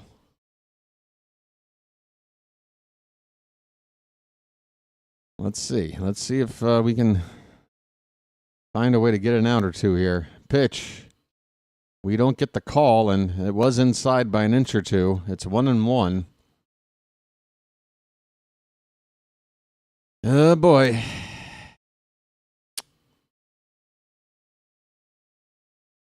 The next pitch. That one's hit in the air to right. Should be deep enough to score the tying run. O'Neill heading toward the corner. He will make the catch. Let's see if the runner at second gets up to third. And that ball gets away on the infield. And now the runner at third scampering off the bag, but he retreats. So the game is tied now in a sacrifice fly by Roden. First and third now, just 1 out. So the Blue Jays have the go-ahead run 90 feet away. And Morton is on 80 pitches. And Brandon Hyde is out of the dugout. That's it.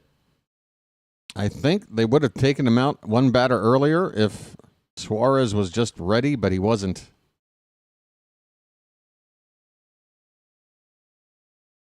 Charlie Morton's day is over. He goes 3 1/3 innings. 2 runs are in, and 2 more out there, his responsibility.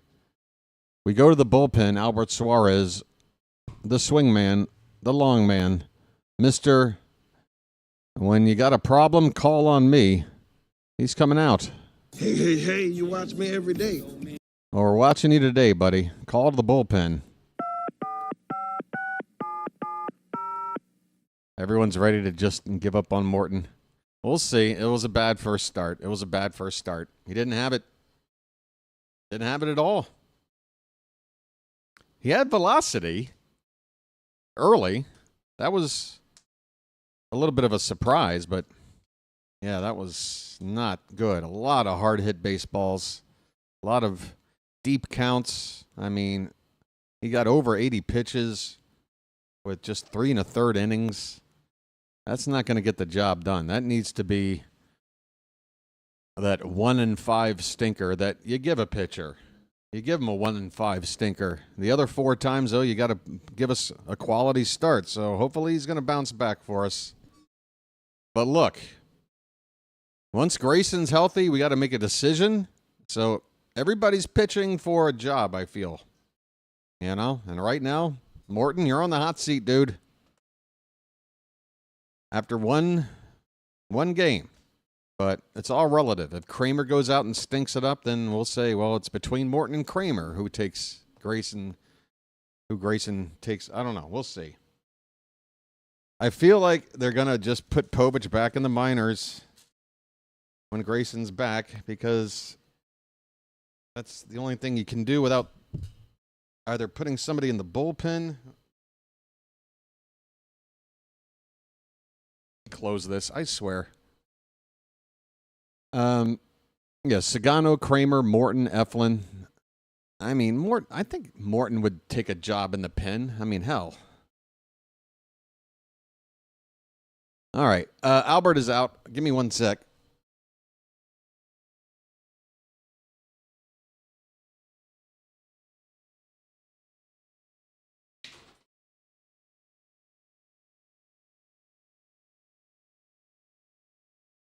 What just happened? A run just come in to score? What just happened?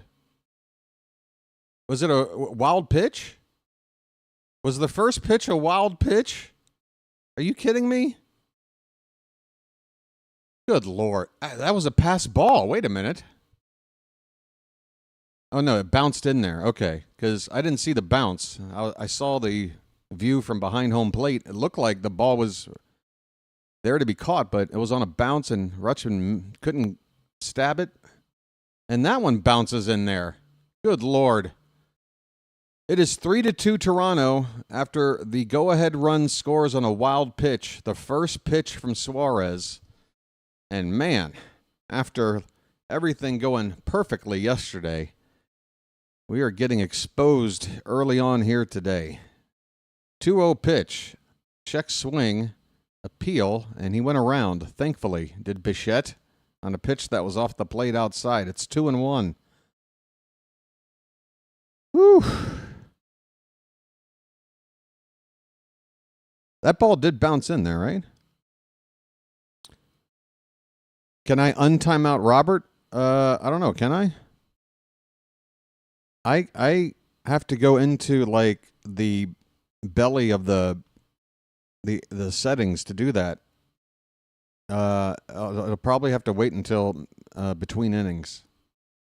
I have to open up like,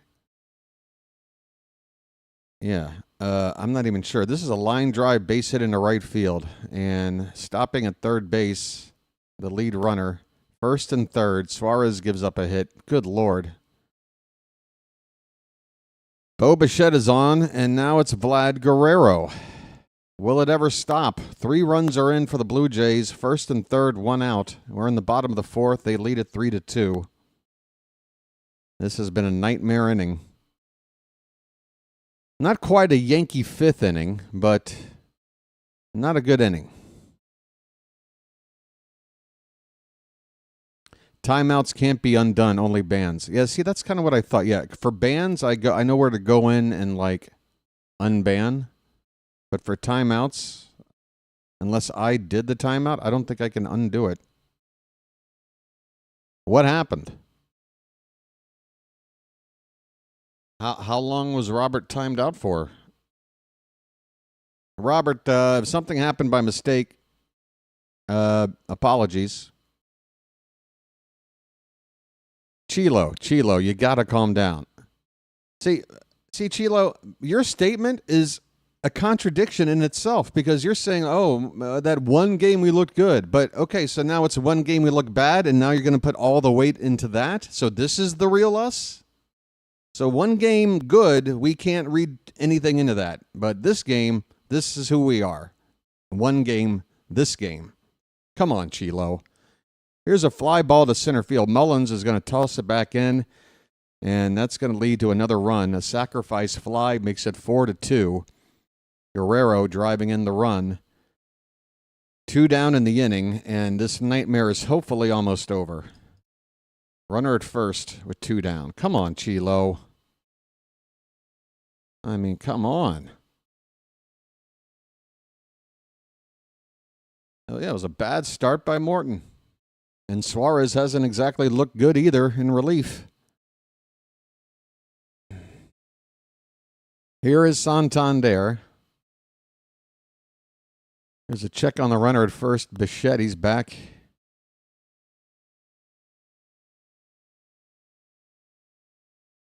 Hey, Harvey, how are you?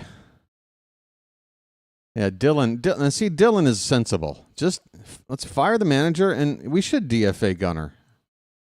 You know, because he's just taking up space. Let's move on. Let's get Taryn Vavra up here. I'm done with Gunner. The 0-1 pitch is high, head high. 1 ball, 1 strike. Good grief. Okay, so maybe the donut tradition will last all of 2 games. Unless we storm back, which, of course we can. Folks, don't forget about this offense now. Let's just try to get out of this with no more damage. We started the inning ahead by 2. We might finish it down by 2. We still got more than half a ball game left to play. Which is exactly what Froggy just put in the chat. See, that's what I'm talking about.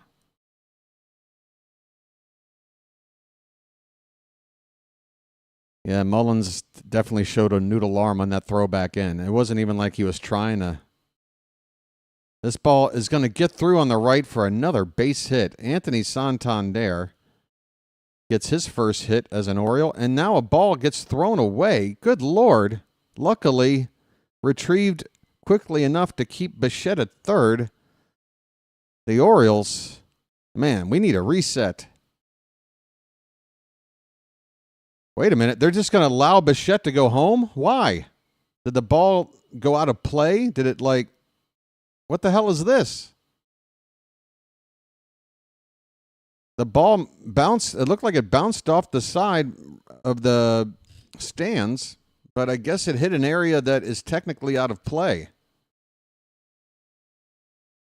Let's take a look here. Mateo threw over to first wildly. And yeah, it hit off the camera well area, I guess. But bounced right back to Mountcastle. Why is that? Oh, it hit another ball. There's another ball that somehow got dislodged from the screen area. So I guess because that ball was there, it prevented the ball in play from going out, and the umpires are just going to rule that it would have gone out of play, and therefore the runners get the extra base. The umpires are currently in a conference, so it seems like even they're not 100% sure about this call.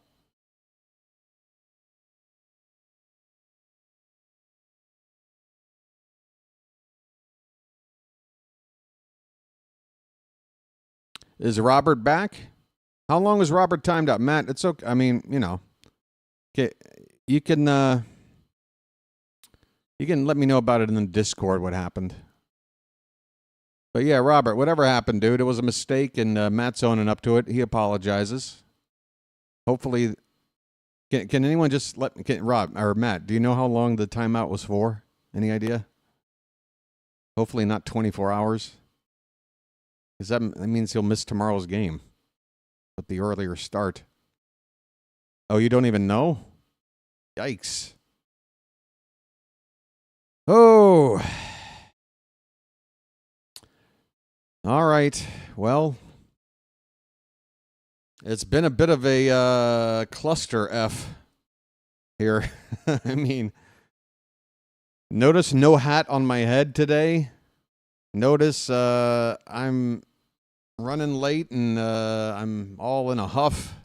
And I'm not my usual focused self. And now look what happens. The team is a mess. Jimenez is at the plate. He takes outside for ball one. The inning that would not end. It is 5-2 Blue Jays with 2 out here in the bottom of the 4th. That pitch is high. It's 2-0. And I'm pink.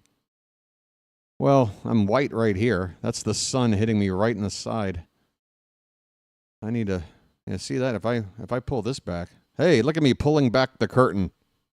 I'm the Wizard of Oz. There's a called strike. Look at that, folks. It's the magic of Hollywood. It's exactly how they film Avatar and the Avengers movies. 2-1 pitch is lifted in the air to left. Cowser should have a play. He's backing up a couple of steps. He's got it. The inning is over.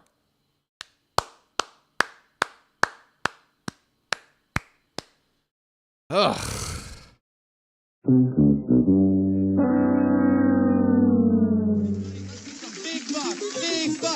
Stop it all. I swear, half the crowd, after that last out, they were going to commercial break and showing the stands, and like half the crowd got up out of their seats. Probably all to go to the bathroom because that inning lasted about an hour and 20 minutes. Everybody's got to take a leak now. We go to the 5th, it's 5-2 Toronto. Oh, boy. Hey, folks. Even though I've done nothing today to deserve it, except do everything I can to do my best job, maybe you can hit that like button if you haven't done so already. Let's take a look at what the status is on that. You guys did great yesterday. Well over 150 likes. We got 71. We got over 100 people in here right now. The likes need a nice push. Let's go. Come on. It'll make you feel better about everything that's gone wrong so far today. Because what you're doing is like a good Samaritan act. And all it takes is a little tappy-tap-tap of a fingertip, and you're done. Just hit a thumbs up, bottom of your screen. We'll get that up to 100 before the end of the ball game. And YouTube is going to enjoy that. You don't want to get blown out by the opening day crowd, do you? All right. On the coffee.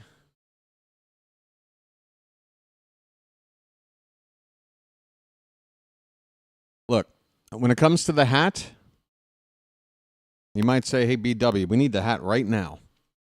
The hat might make an appearance today. But again, it's up to the hat. Hat? You want to give me a clue? All right, he's telling me I'll let you know. That's the hat. The hat is very cryptic. The hat does not like to really show his cards. So we'll see. Santander, what is he doing? It looks like he's got a trainer at his feet. Hopefully Tony's okay.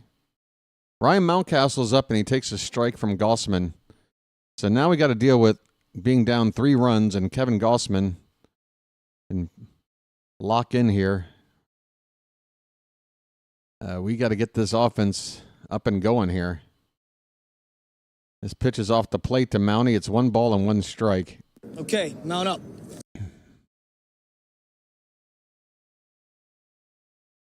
Hey, Robert is back. All right, Robert, you're back. There's a broken bat ground ball off to the right. I think that bat splintered. Yeah, there it is. There's that shard.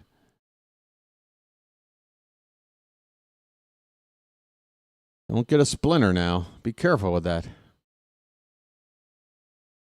Bat boy just playing with it. That's a dangerous shard. Mountcastle gets a new piece of lumber and does a little maintenance on it.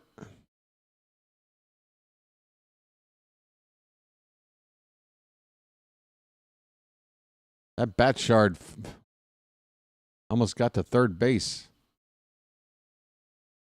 All right, Mountie.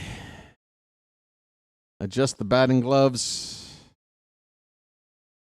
Got that pine tar, that grip stuff on there. You ready to go? In the box. 1 ball, 2 strike count. Gausman's ready in the next pitch. Swung on and hit in the air. Left center field. Into the gap. It's going to hang up there, though. And about 2 steps in front of the track. The catch is made in center field. That'll bring up Jackson Holliday.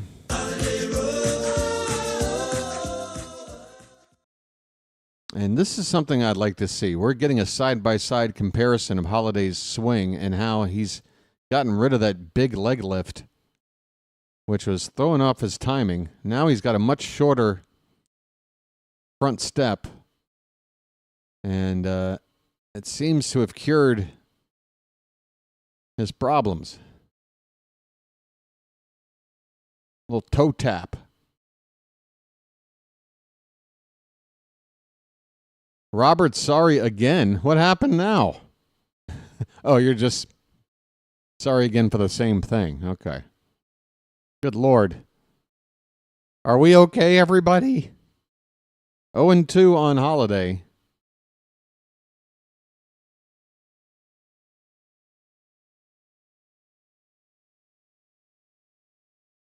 Yeah, Chilo. Well, then maybe you shouldn't let us optimistic fans try and feed off of your uncontrollable pessimism. Here's a ground ball to third. Throw on the run. It's a tough one and no chance. Holliday will beat it out. An infield hit. Like, you know what I'm saying, Chilo? Like, why do you want us to be where you are mentally? Hey, everybody, come join me where I don't think we have a shot. Why, Chilo? Come on, man. You're killing me, Smalls. Holliday is at first with 1 out. And Jorge Mateo, snap throw back to first after a swing and a miss. Holliday's back. Yeah, Holliday was almost off the screen past the bag by the time the throw got there. And even down by 3, if he has a chance to get a jump, I feel like the way Holliday was running in the spring, he might take a chance if the opportunity presents itself. Here's a pitch on the outside edge for strike 2. Mateo didn't like it, but that was a perfectly fine call. 0-2 on Mateo.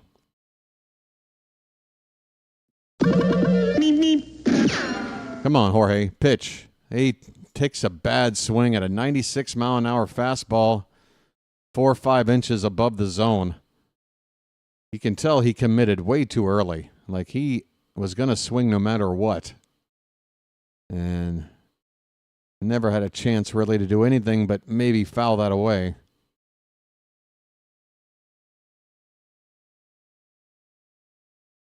Pete Crow Armstrong speed. Here's Colton Cowser with 2 down. And Kirk pops up as if to throw back to first. So Holliday, even though we can't really watch what he's doing out there, is probably dancing off the base and making the Blue Jays pay attention to him. 1-0 pitch. Low, 2-0. Come on, Cowser. Let's find a gap shot. Let's get a run back. There's 2 down in the inning.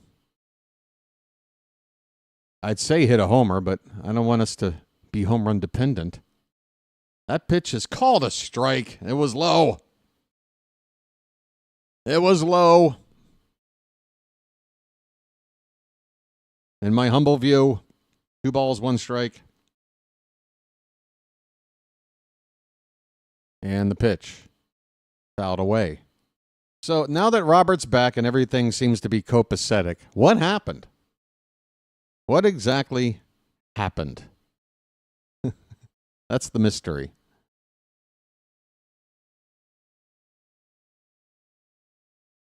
Hey, got some nice concessions there, eh? There's a swing and a miss, and Cowser goes after one in the dirt, and this inning is over. Nothing doing for the Orioles in this inning. Big buck, big buck. Stop it all. Now the game is halfway over. We go to the bottom of the 5th. It's the Blue Jays 5, the Orioles 2. Good grief. Let me take a look at... let's look at Rock Kabatko's Twitter feed here for a sec.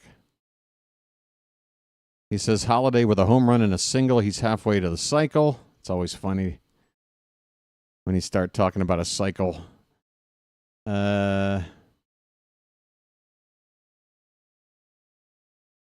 These are just updates on scoring. I'm sure guys, if we've got some negativity in the Charm City chat, just imagine how Twitter's doing. And it's going to be the same people. Who knows? I don't know. But again, folks, the emotional swings with 160 games to go is a little concerning. Juan Soto just hit his first Mets home run. Why I'm telling you, I don't know, but apparently it's at the top of my Twitter feed. He struck out to end the game yesterday with the game on the line on a bad pitch by, who was that? Is it Josh Hader? It's only 2-5. 2-5 what? Oh, the score? Yeah. Oh, yeah. But, Morton had a bad start. I mean, regardless of how this game goes, Morton had a bad start, and there's going to be a lot of fans out there that are ready to just explode, going, why did we sign this geriatric pitcher? And, it may prove to be in time a bad signing. It may prove to be in time. But, I mean, sometimes I have to wonder if people, have you lived for more than 3 days? You know how baseball works, right? You realize even the best pitchers have a bad outing. Now, when it's the first outing, I understand. It makes you feel like, well, this is what we're going to see. This ball's hit in the air to right field by Kirk. On the warning track is O'Neill, and he makes the catch. Good grief. Albert Suarez, first pitch in the 5th, about 10 feet shy of a home run. But we get the first out, and that'll bring up George Springer. Gausman's pitch count is 85. So, yeah, I would say it's 50. I don't know. He may be done. Berrios pitched 90 pitches yesterday, and he certainly wasn't as effective as Gausman has been. But I do get the feeling that first start of the season, 90 is about the limit that they want these pitchers to go, and he's already on 85. They may just say, that's it for you. You're 5 innings in the books. You can get the win if we hold on to the lead. We'll see. I'll be happy if Gausman's day is over. 0-2 pitch from Suarez is off the plate, low and outside. 1 ball, 2 strikes. Anthony Santander, one of 3 American League switch hitters to ever hit 40 homers. The other 2, local boy Mark Teixeira, and, of course, the Mick. Here is a fly ball in the shallow center, a diving attempt by Mullins, but he's only able to trap it. And Will Wagner will reach on a soft fly ball that drops into center field. So another base runner for the Blue Jays. I tell you what, it's a good thing they don't have that. Well, I mean, he did trap it, but man, if that ball got past him, and if this was the old AstroTurf back in the day when it was called Sky Dome, that probably turns into an inside the park home run if he doesn't trap it. Will Wagner looks at a pitch just a bit off the plate for ball one. Man, we need those close calls, man. Wagner's already 2 for 2 with a double and a single. And a nice play at third base earlier as well. So, been pretty impressed with what he's been doing in the game. 2-0. That pitch not close. Oh, boy.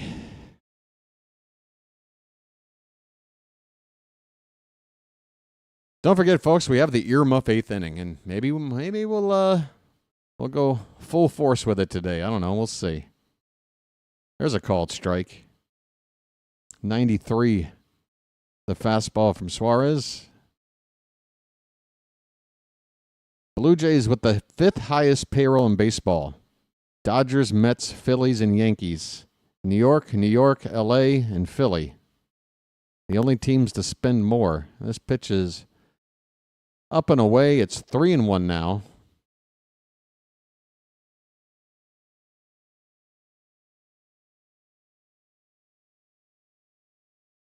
There's Santander chatting it up in the Blue Jay dugout, looking as charismatic as ever.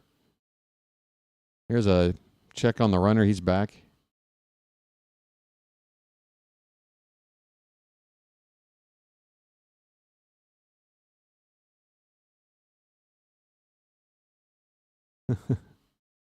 Well, I tell you what, Michael, if Mateo doesn't impress, we have to make a tough decision. Here is a stolen base attempt, and the throw gets away. It's going to be an error as the runner will now get to third base. Good Lord. This is tough to watch. Mistakes are being made all over the shop. Stolen base, Adley is going to get an error for a throw that wasn't a crazy wild, but just was out of reach of Mateo. I mean, God, I feel like Mateo could have at least kept it from getting into the outfield. Let me look at this. Yeah, I mean, that ball bounced and he put his glove up. He just, ugh. So, yeah, getting back to Mateo, as this pitch is fouled away. It's a full count on George Springer. Runner at third base now with only one out. You know, when Henderson comes off the DL, a very big decision has to be made. Because we didn't go with Livan Soto and Mateo starting the season on the DL. If Livan Soto was on the team, here's a swing and a miss. That's strike 3, and the throw down to pick off the runner at third, and he's out. Folks, they may challenge this, but the Orioles just got to strike him out, throw him out at third base.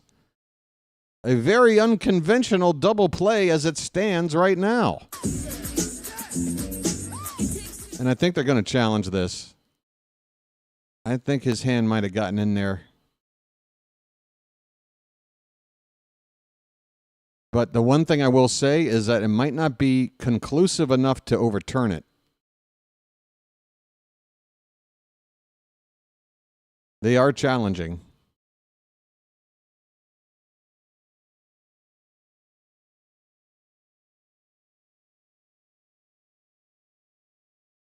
Another look. And see, the thing is, his right arm, yeah, I think they're going to overturn it because it doesn't look like the tag is fully applied until he gets in there.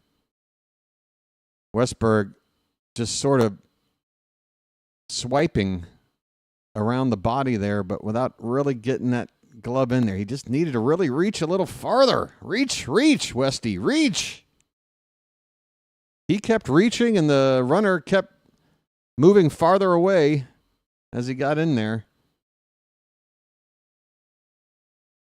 It's a thing of beauty, really, when you sit and watch in slow motion, high definition, the art of avoiding a tag and all that stuff. I think they're going to overturn this. Rutschman still got his catcher's gear on, so that doesn't make me feel confident. The runner is out. The runner is out? Ha ha! Not enough evidence. Not enough evidence, folks. If we needed something to give us a little spark, perhaps this is it. It is a double play, and the inning is over. All right, it takes two. Wow. There's a little something. All right, come on. Chilo, how did you feel about that snap throw by Adley Rutschman to nail the runner at third and in this inning? How did that make you feel, Chilo? Oh, wait, I forgot. You'd written another negative comment. Losing games like this with the division being so tough is really bad. You're right, Chilo. We're about to... What are we about to do? I don't know. The game is not over yet. We're playing on the road, a 4-game series that we're up 1-0 in, and apparently things are really bad and tough.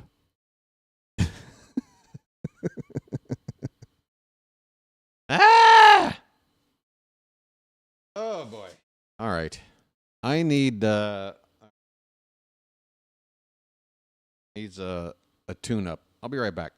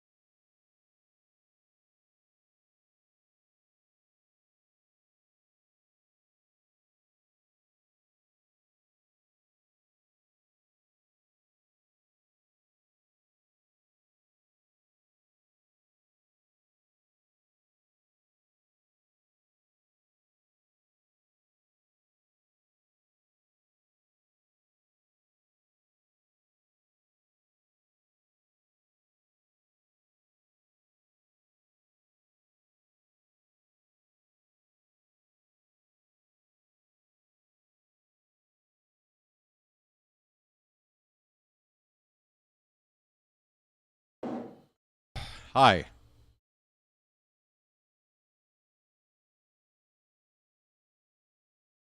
So probably what I'm going to do before tomorrow's game is Rutschman's at the plate, and he goes after the first pitch and pops it up left field, deep onto the track. Making the catch is Roden on the warning track on left. Adley, even when he doesn't hit the ball like he wants to, is still hitting it to the track. And my goodness, this Apple TV interview lady is making me feel strange things. I'm feeling strange.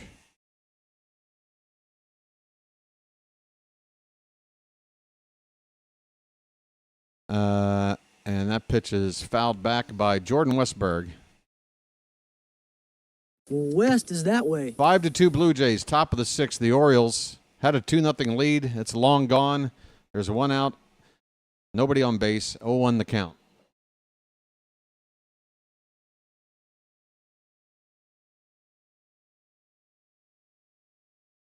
Make it 1 ball, 1 strike.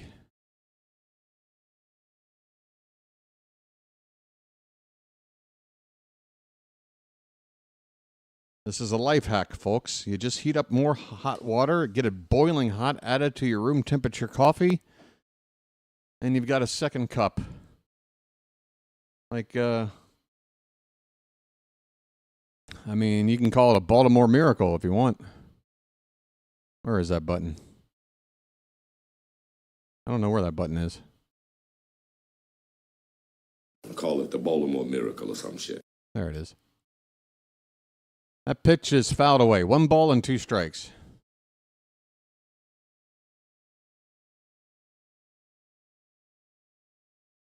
Yeah, I really don't prefer to refer to my players on my team as trash unless they are truly trash. I'll give you an example. Eloy Jimenez was trash. You know why? Because he didn't hustle. And he didn't care. And I don't know why we went out and got him. He was trash. Jorge Mateo is not trash. Jorge Mateo came back from a really tough injury. I don't know if you saw what happened to his arm in that collision with Gunnar Henderson last season, but he worked his ass off to make this team in time. This pitch is hit into right center field, and it's caught out there for the second out. That'll bring up Ryan O'Hearn. So, look, cool it, all right, with the trash designation for some of these players. You're entitled to your opinion, but you're wrong, okay?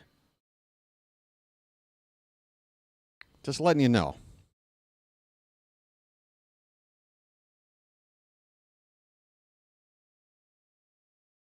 O'Hearn takes low for ball one.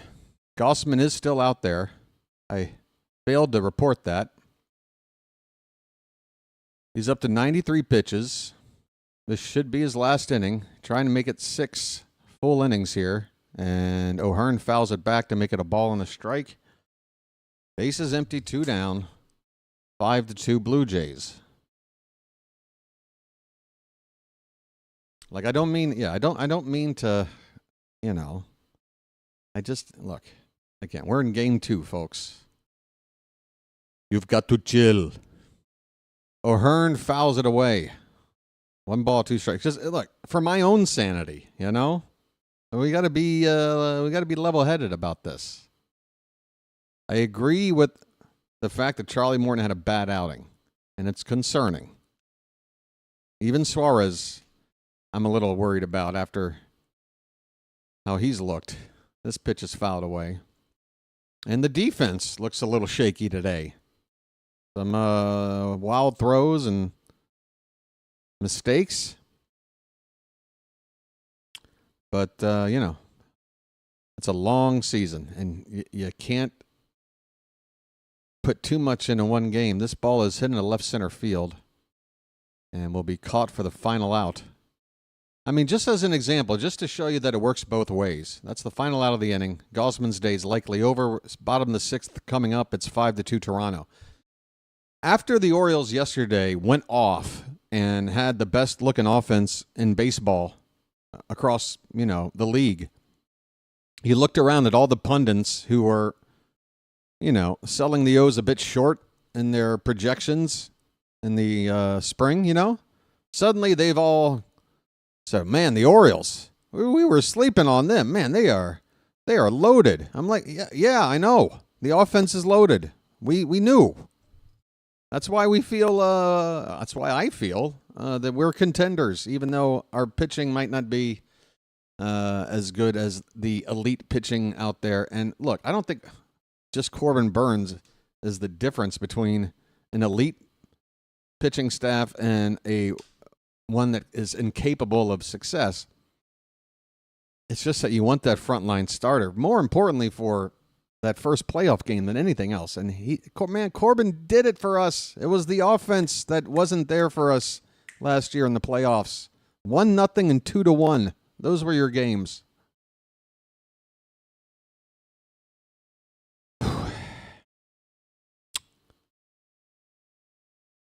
Yeah, and see, Chilo, aren't you kind of seeing why I'm sort of saying to you, it's you understand. The awareness, I think, is starting to wash over you. You know, you just can't overreact too much. You can make observations, you can have concerns, but when you just start writing things off, like, oh, God, this is how it's going to be now. Like, come on, guys.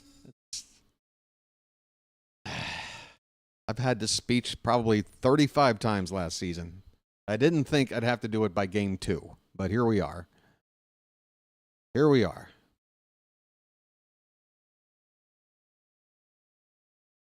Yeah, we're going to watch. And Mateo is, you know, he's on the block. I think him and Heston Kjerstad, it's going to come down to whether the Orioles want to part ways with Mateo, which I don't know if they want to do that. And I'm not going to base this one game on making that choice, because the other option is to send Kjerstad back down to AAA, and you'd have an extra infielder versus the extra outfielder. I think that's more likely is what's going to happen. I just don't see how Kjerstad's going to get a chance to prove why he's needed when Gunnar comes back. 1-0 with the count. And a swing and a foul straight back. It's 1-1 on Nathan Lukes. 0 for 1 with a walk. He had that bases loaded walk in that big inning for the Blue Jays. That's when he knew Morton was finished. Here's a ball hit on the ground and past the diving glove of Holliday in the right center field for a base hit. So the hits keep on coming for the Blue Jays. They are now up to 11 hits to our 3. 2 solo homers. Or not solo homers. One was a solo homer. The other run came on a sac fly.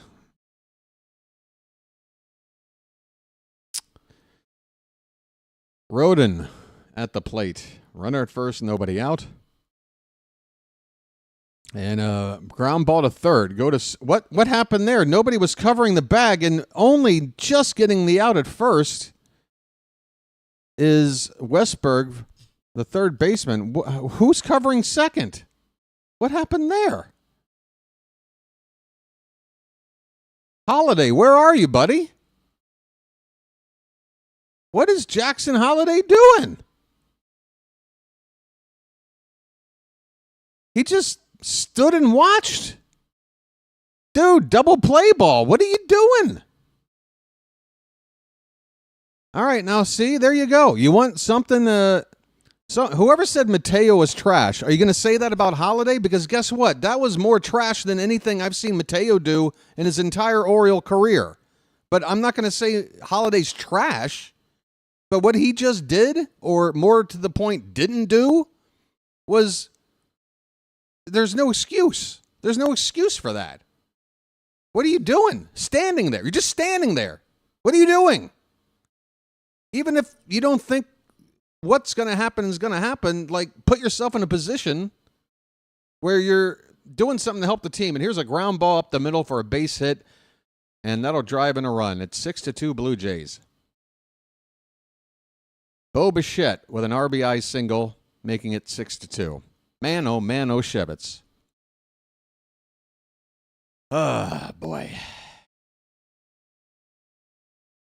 Yep, that was bad. That was bad. What in the world? But see, here's the thing. Like, when it comes to overreacting to how good we looked yesterday and how things are going today, like, imagine if you're a player. As a player, you can't be that way, right?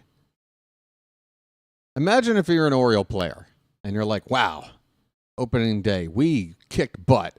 And then you go out and today this happens. And now you're thinking to yourself, wait, are we a fraud? Was yesterday just an aberration and this is the real us? I mean, you don't want them to think that way, do you? It's not going to help them.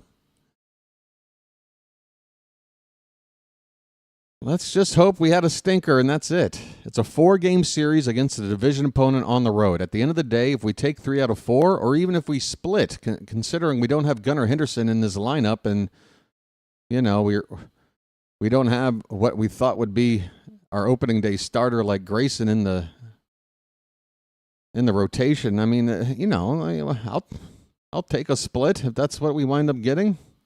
Not the end of the world. You can't get an error for something like that, Rod. Unfortunately, there's just no way to really. There's no way to define that as an error. An error for not covering a bag is not an error. You know what I mean?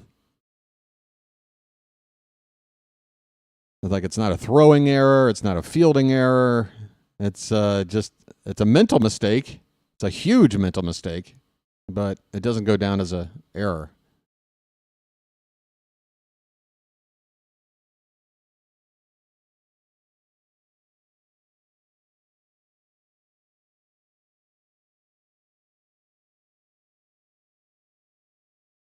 Man, oh man. Maybe you know what? I blame Apple TV. Screw Apple TV. Are we in the earmuff 8th yet? I want to drop an F-bomb. F Apple TV. I'm blaming them. Hopefully we won't have another one of these for a while. Besides, they're sideline reporters distracting me too much. You know, I'm like a prize fighter. You get a lady in there getting me off my game, and I'm going to get beat up.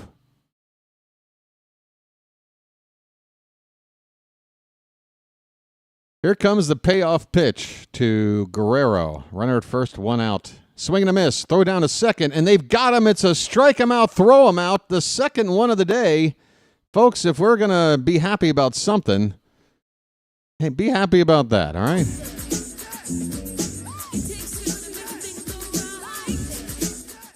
Holliday applies the tag, and the inning is over. All right. All right, we're going to the 7th inning. We're down 4. You know, you load up the bases, 1 swing, we're tied. Come on. Let's take it over here for a minute. Let's see if these out-of-town scores give us something that's happening right now. Pirates up 4-1 on the Marlins. By the way, Miami walking it off yesterday on a Kyle Stowers home run. How about that? Red Sox and Rangers tied at 1, bottom of the 4th.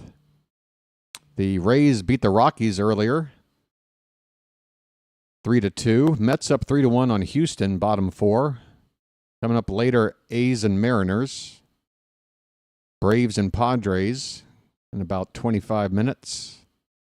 Cubs and D-backs as well. Tigers and Dodgers in about an hour. And that's it.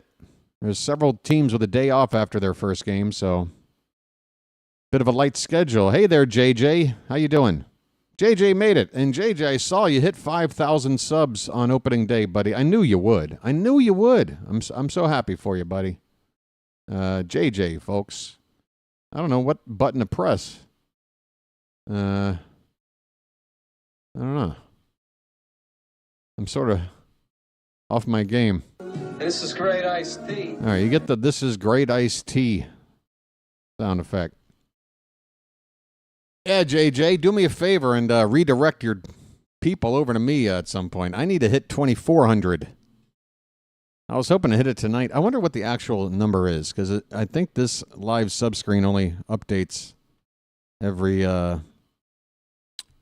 10 new subs. Let me get the actual number up. See for myself what we're dealing with here. Okay, we need 7 more. 2393. Can we do it? Folks, subscribe. Why not? Maybe the team won't make you happy today, but you can make me happy. Somebody could be happy. I don't know. Okay, Gausman's day is over. Who do we got on the mound for the Blue Jays now? It kind of looks like Alek Manoah, but that's not him. Who is that? Garcia. Is that Yimmy? Yimmy. Is Yimmy Garcia. 39 appearances last year, 3.46 ERA. Opponents hit just $1.67 off this guy. Here's a pitch called a strike, and that was borderline. It looked inside to me. And it's Tyler O'Neill at the plate, and I can see that on the screen. He's already shown to have flied out. So we'll go back over here and avoid the spoilers. I don't know why. And there's the pop-up by O'Neill. He drops the bat in frustration. Shallow left. Catch is made by Roden for the first out. That'll bring up Ced Mullins. And what do we have here? The broadcast team is eating a helmet bucket of something. Nachos? What do you got? Frankly, it looks like a dirty diaper. I got to be honest.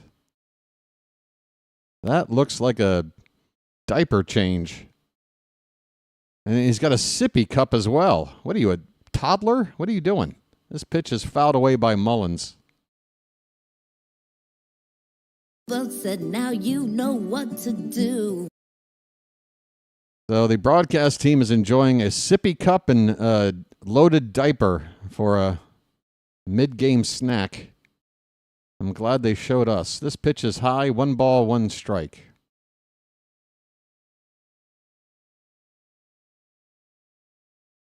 Thank you, Rod. Very bleak, Chilo. Fouled away, a ball and 2 strikes. All right, I'm done. I'm done trying to get Chilo to... Chilo. Have you ever tried Xanax? It's really good.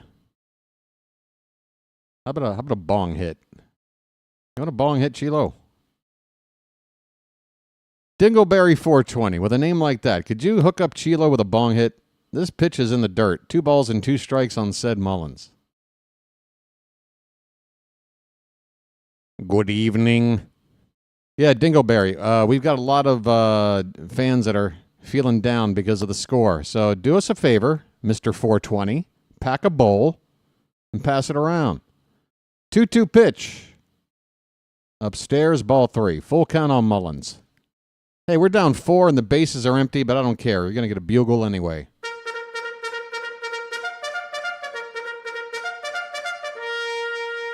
Cieno Perez is up in the bullpen.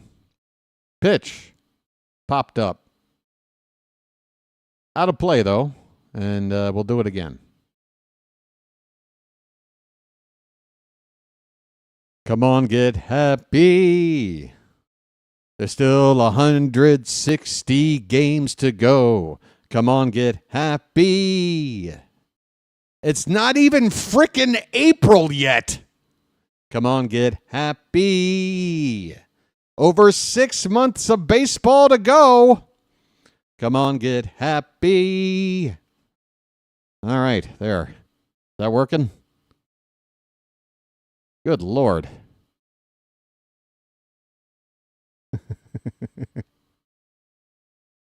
Payoff pitch is a called strike 3. Said Mullins goes down looking. Ryan Mountcastle's up. Yimi Garcia with the first 2 outs here in the top of the 7th. Hey, you see down here at the bottom of your screen, it's going to tell you about tomorrow's game. All right? So if this is too much for you, just think about tomorrow. We'll always have tomorrow, right? But this one isn't over, by the way. When I talk like that, don't read into it that I think it's over. I don't think it's over. I'm not one of these think it's over kind of guys. I'm not my style. It's 0-1 on Ryan Mountcastle, and the next pitch is in there for a strike, even up at a ball and a strike. Man, I look haggard today. You could tell. Like, I thought I didn't put a whole lot into my appearance, but this is what I look like when I basically take a 1-minute shower, throw on a shirt. This ball's hit into right field and caught out there to end the inning. Ryan Mountcastle flies out. It's the 7th inning stretch time, folks, and I got a feeling the occasion isn't going to be as joyful as it was yesterday. But we still have traditions here as Baltimore fans. So do me a favor. Reach down into your emojis, dig deep, and throw some cakes on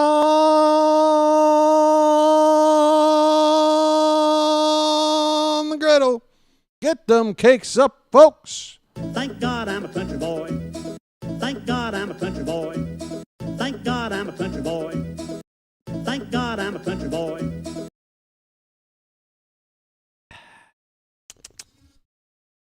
That's all. If the Orioles rally, the neighbor will be happy. Hey, I talked to the neighbor. I said today's game was going to be on starting about 6 a.m., and he said, that's fine. I'll be up. So I've got license to behave however I want. And you know what's even funnier? After the 6 home runs on opening day that on my end happened between the hours of 2 a.m. to 5 a.m., I asked him that morning, was I really bad? Because you probably heard a lot of celebrating and whatever. And he said, I didn't hear anything. And I'm like, well, all right, well, then I guess it's just really hard to tell when, maybe some nights you just, I don't know, take a sleeping pill. I don't know. Maybe just couldn't get to sleep and everything was super sensitive to your hearing. I don't know.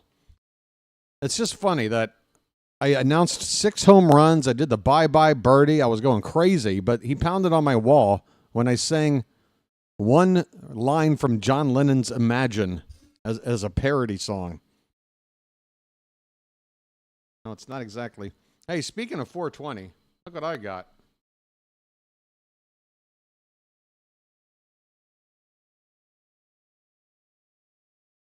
This game's about to get a whole lot better.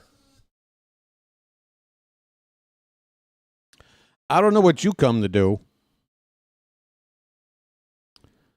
4 stars. I hope that's out of 4.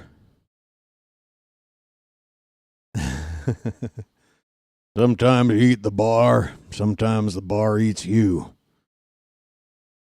I like your style, dude. But let me ask you something. Do you have to curse so much? That's a man in his time and in his place. The dude. Cionel Perez is on the mound. First appearance of the season, and he's fallen behind 2-0 after a pitch outside to Anthony Santander. He'll turn around and bat right-handed. 62 games last year, 4.53 ERA for Perez. Pitch is low and outside, and he's fallen behind Tony 3-0.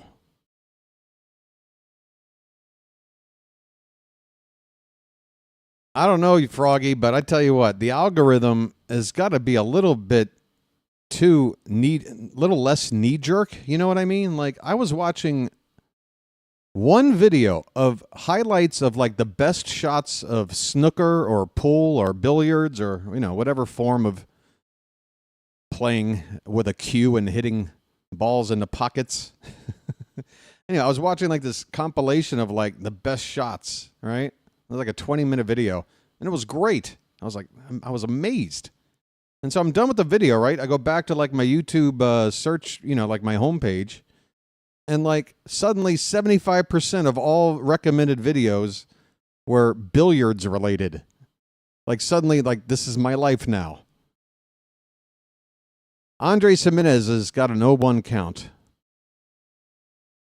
And the next pitch is low and away, a ball and a strike. 6-2 Blue Jays were in the bottom of the 7th. 5 of the 6 runs coming in a big inning. What inning was that? The 4th. They added one more in the 6th. Check swing. Third base umpire says no swing.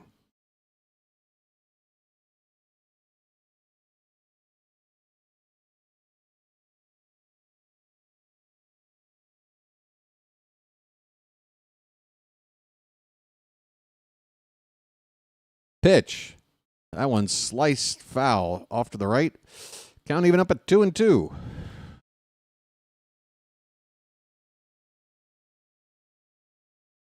I keep getting targeted male ads like Manscaped, Beard, and Balls Bundle. Hey, I mean, if you're gonna shave your balls, you might as well get a bundle pack, right?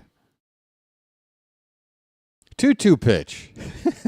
Here's a comebacker that's off the tip of Perez's glove, and there won't be a play. Boy, nothing going right for us. If the ball just goes on through, we probably field it and get an out somewhere. Or if Perez could just stab it out of the air himself, he can certainly get at least one out. But neither could happen. That's the way the ball's bouncing today for us. First and second.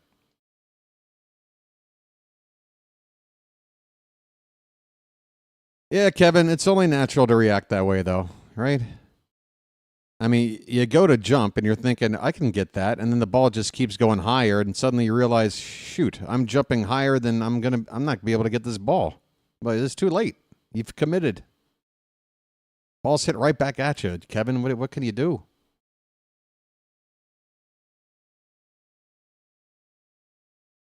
It was a tough play for Perez. That's what I'm saying. Like, that was a situation where you can't even, like, this ball's popped up. It should be the first out of the inning. Mullins catches it. Let's see if they try to get to third base. No.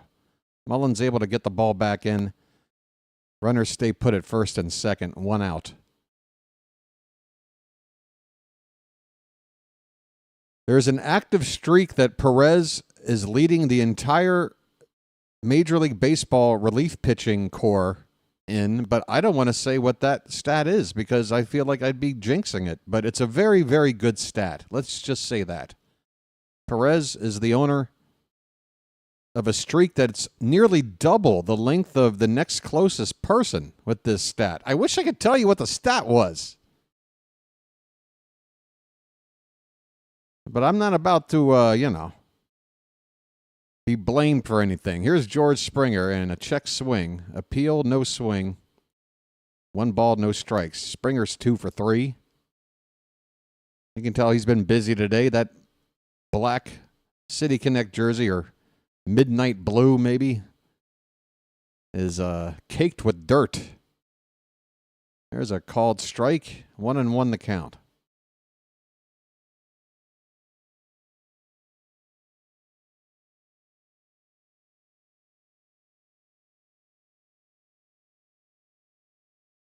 And what do we have?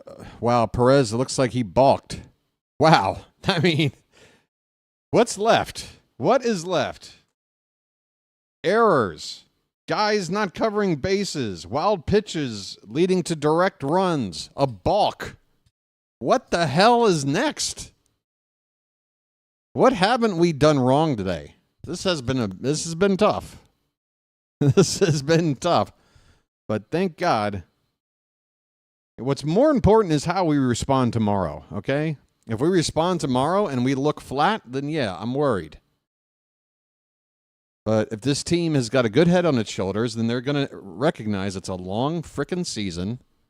And by the way, speaking of frickin', we're getting close to the earmuff 8th inning. And by the way, my game is frozen. And it has not unfrozen yet. I'm stuck.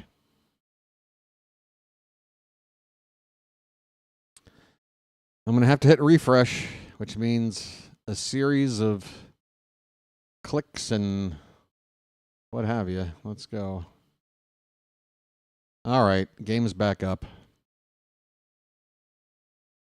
Good Lord. And Drew French is coming out to talk to Perez. Runners at 2nd and 3rd with 2 out. It's 6-2 Blue Jays in the bottom of the 7th.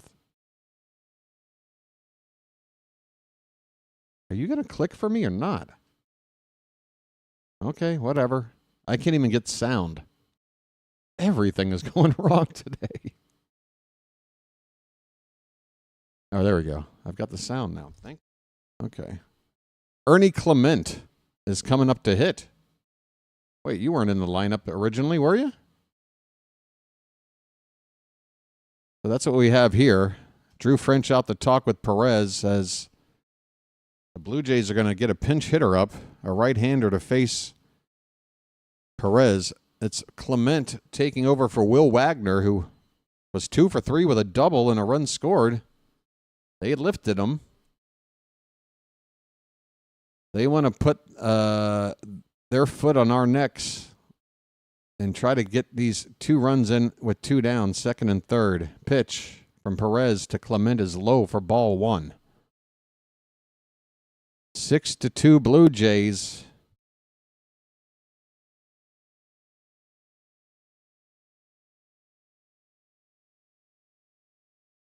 A 1-0. That's a called strike. 97.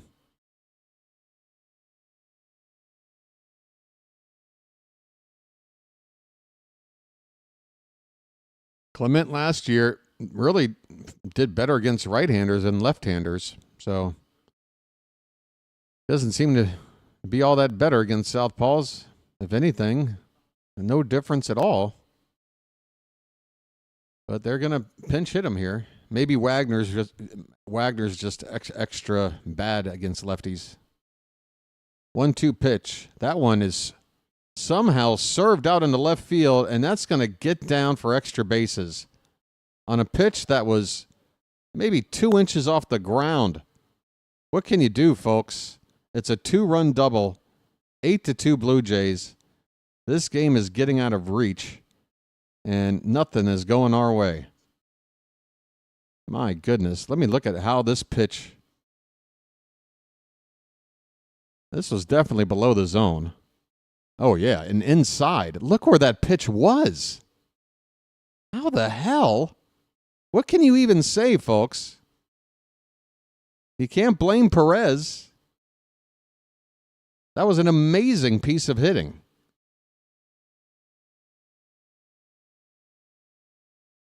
That was, again, you just have to shake your head. This is a shake your head game. All right? Look, I think what we've learned today is that between game one and this game, we're not as good maybe as game one, and we're not as bad as this. But in a given season, you have games where you look as good as yesterday, and you have games where you look as bad as today, and they just happen to happen in the very first two games of the season. That's my take. That's a called strike to Schneider. 1-1 the count. So Davis Schneider in the ball game. He's taking it one day at a time. And he's on the pinch hit for Nathan Lukes. Count now 2-1.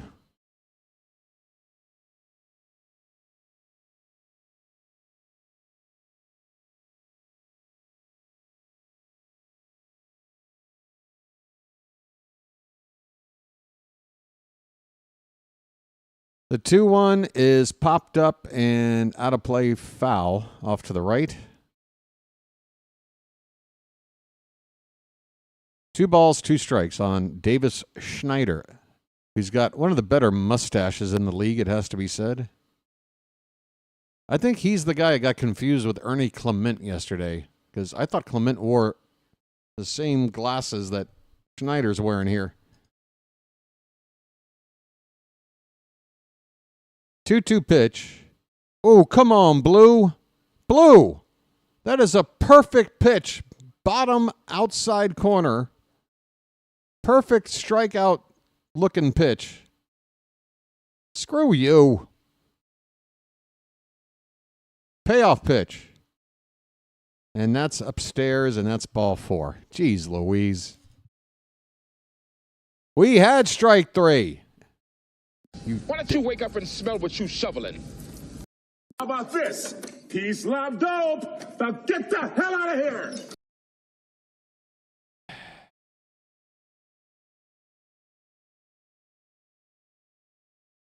I know. Ain't nothing going right today, guys. Maybe the earthquake. I don't want to make light of it, honestly, but God, it just feels like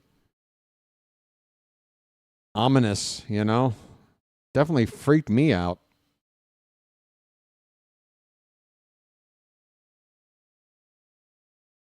There's a called strike.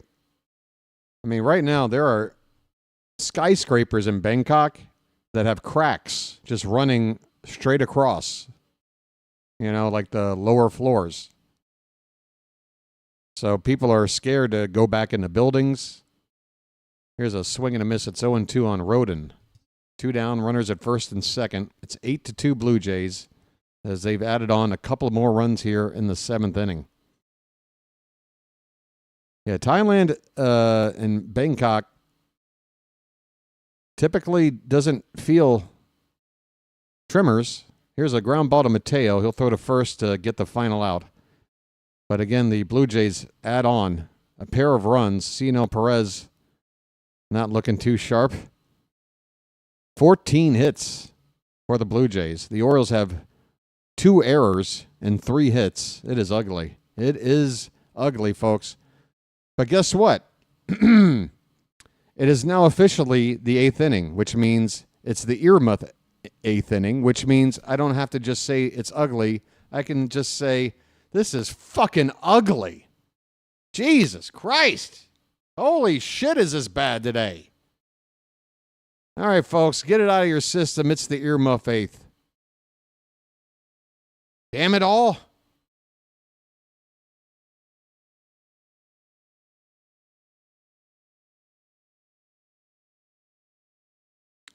Yeah, Dingleberry.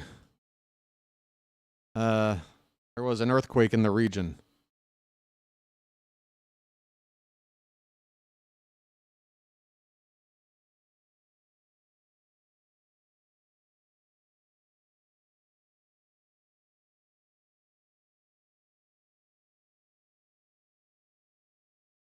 I want to thank those out there that reached out.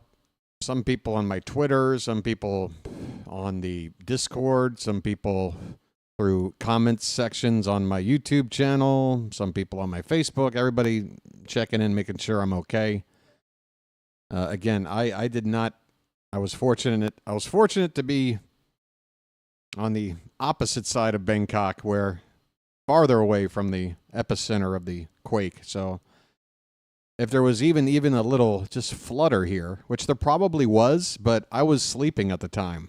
So trying to make up for lost sleep from calling the game overnight. Happened around 1 o'clock in the afternoon here locally. And I slept hard. It was usually when I take a nap, I can't sleep maybe more than like 40 minutes, an hour tops. Just even at night when I go to bed, 2 hours in a row is an accomplishment. But I slept really hard. Like I had like a 2.5 hour nap. Here comes Jackson Holliday to lead off the 8th inning. The fucking earmuff 8th inning. All right, I'm not going to curse just for no reason. I'm just letting you guys know that, hey, we're adults and we're pissed off. And I don't expect people to, be saints all the time. Brendan Little, a left-hander, is on in relief for the Blue Jays. So Holliday's got to face a southpaw here. Appreciate it, Mazzo. Yeah, and I'm gonna try to take a look. I was planning on doing it when I woke up, when I thought I had an hour to get ready, and that was to find. I'm sure there's at least a couple of disaster relief organizations that could use a donation if you are feeling like you want to help out. I'm sure it's needed, particularly in Myanmar, because that is a country with an infrastructure that's just not really on par with a lot of modern, countries. It's hard to say it in a way without sounding like that's a swing and a miss by Holliday. He strikes out, 1 out here in the 8th.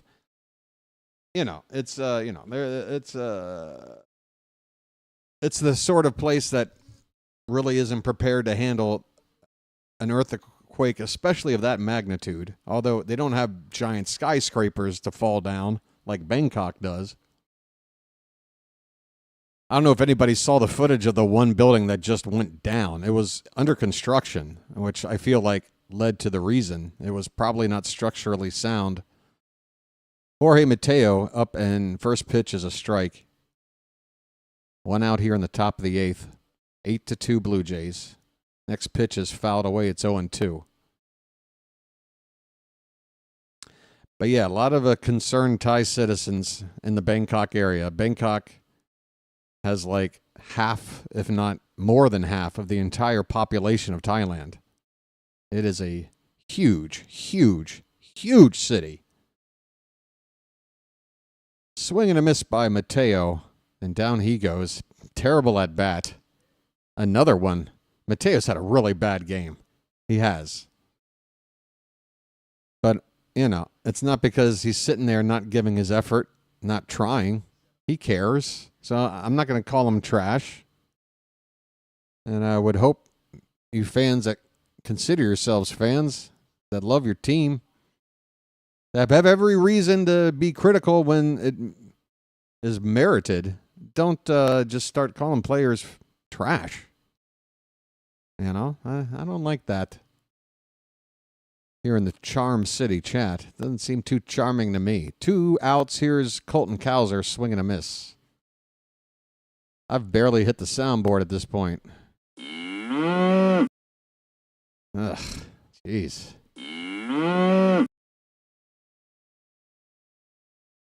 Folks, maybe tonight when you go to bed, go back and play the opening day game as you fall asleep. It'll make you happier. It'll make you forget what happened tonight. By the way, the game's not over yet. 0-2 pitch in the dirt. 1 ball, 2 strikes. It is the top of the order now. We're down 6. It is very, very, very tough to do it all in the ninth inning. We have a situation here that has brought the trainer and the manager and the home plate umpire out with the catcher to talk to Little, the pitcher. And the pitcher is talking with his glove up to his mouth as if what they're talking about is a secret. Well, then why the hell is the umpire in on the... Maybe this is just a reflex. I think Little is just used to holding his glove up when talking on the mound. Dude, you don't have to. I think whatever you're talking about isn't strategy. I think they're talking about your health. So you don't have to make it a secret. Yeah, he did come up ginger after that last throw. He definitely had something happened. He tweaked something.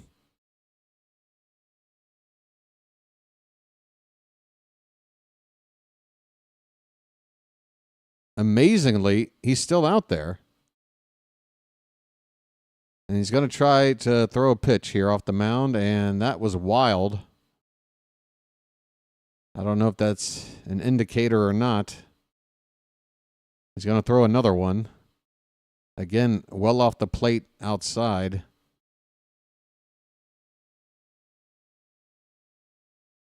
I think the manager's probably going to take him out. I don't see any reason. You just need one more out with nobody on base. Yeah, hand him the ball. Get somebody in here. I don't know what. Honestly.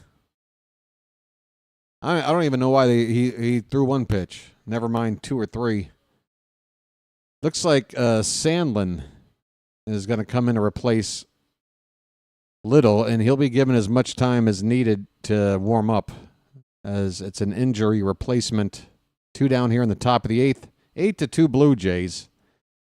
Hey, can we talk about some other shit here in the earmuff frickin' 8th inning?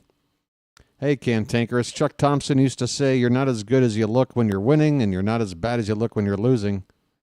I've got to admit that's true. Yeah, I mean, I know that quote, and that's the same sentiment I have, you know? Especially when it comes to baseball. Especially the sport, guys.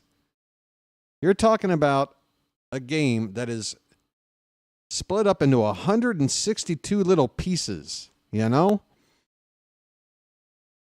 And you're just taking out one little tiny one of those pieces and looking at it through a microscope like, is this who we are? No, not necessarily. None of these tiny little pieces is who we are. It's this collection of pieces. You know? It's this full loaf. You feel me? Gunner has a hit tonight. Good to hear. Gunner leading off for the Norfolk Tides tonight. Hopefully going to be back first day eligible, which is Game 2 against Boston on Wednesday next week. Has my warm-up coffee already gotten cold? Pretty much. I could go for one more lucky before I get out of here.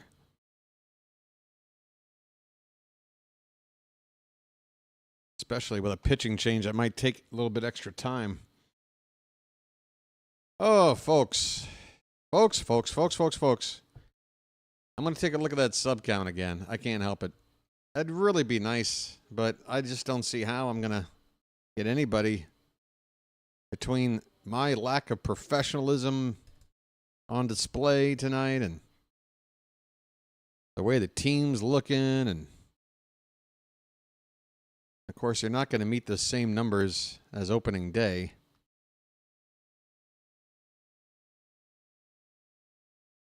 We haven't had one new sub since I last looked, so that just made it extra depressing.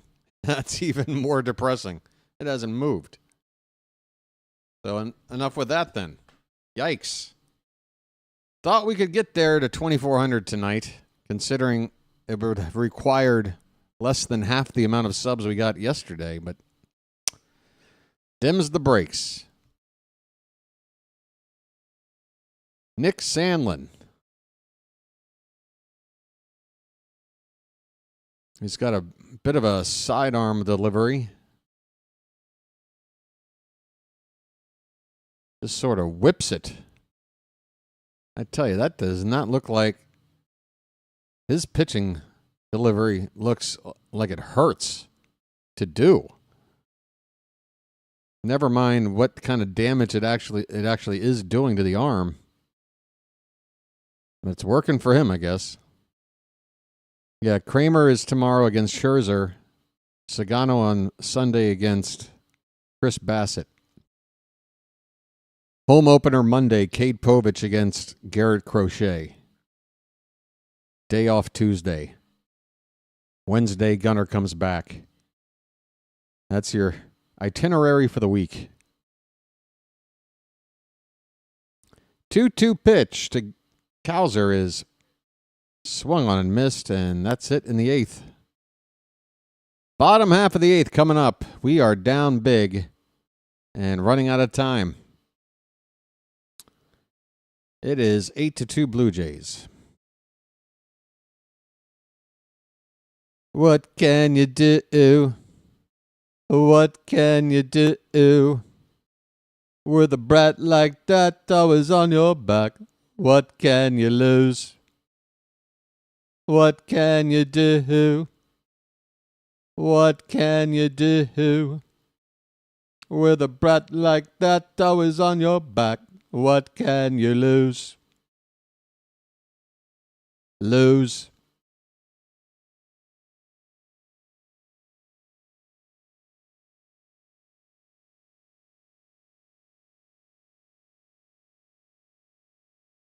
Beat on the brat. Beat on the brat. Beat on the brat with a baseball bat. Oh yeah.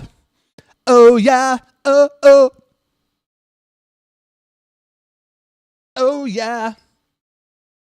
No Ramones fans? Oh, you guys stink. I'll be right back.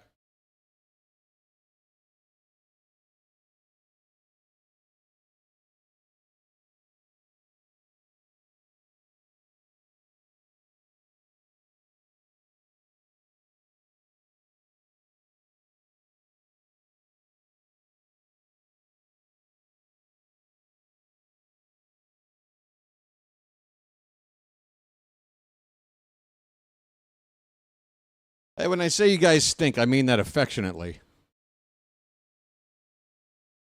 I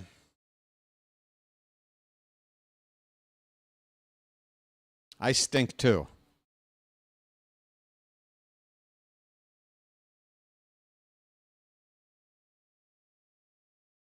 Ba ba ba ba ba ba ba ba ba.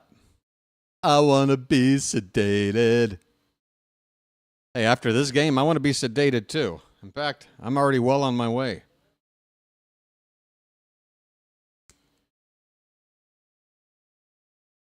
"24 hours ago, the Orioles looked better. Now today they're looking like ass. I want them to do better. Just start hitting like yesterday. Hit the ball some more. Hurry, hurry, hurry. Hurry up and score. BW's restless. I want to score some more. Oh, oh, oh, oh, oh, oh. Bam, bam, bam, bam, bam, bam, bam, bam, bam.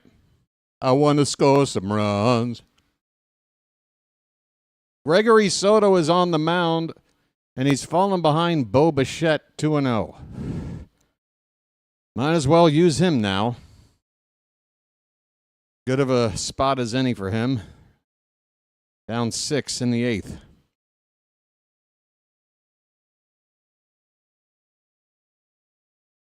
Two balls and one strike.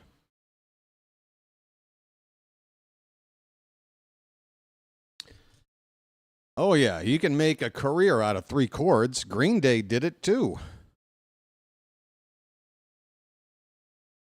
The 2-1 pitch is fouled away. 2 balls and 2 strikes. Man, some of my favorite live shows were Ramon shows. Got to see them in the 90s. They were a road band, man. Like, even though their time had kind of come and gone, they just kept playing shows to like maybe 500 people. This ball hits Bichette, I think, on the foot, and Soto hits a batter. That's how this starts. I saw them a lot. They used to come.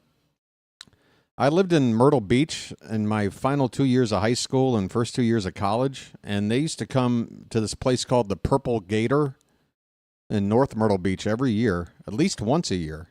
I think they came twice a year.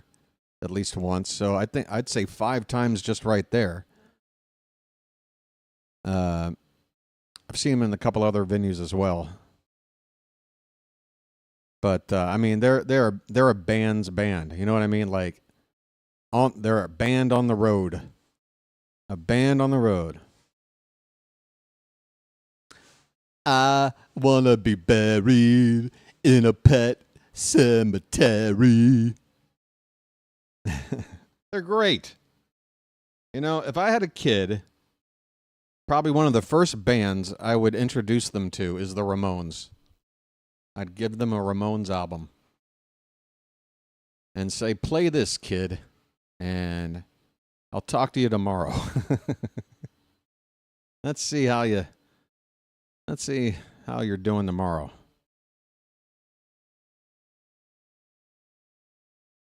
Yeah, Howard Stern, the front man. Just kidding. This ball by Guerrero is fouled off to the left. Vlad Guerrero is 2 for 3 today, a single, a double, and a sac fly. So we kept him pretty quiet yesterday, but he got to us today, as did several other Blue Jay hitters. In this 8-2 score line, the 0-2 pitch is fouled away. Still 0-2. Very approachable, too. Like, they would play these shows, and, like, Marky Ramone, Didi Ramone. Joey was a little shy. Joey would just go back to the cramped little dressing room, or whatever the venue may be. Folks, these bands, you know, when they're playing like little mid-level venues, like their dressing room is like a closet with like a folding chair and a little side table with a really cheap vegetable plate on it with some dip.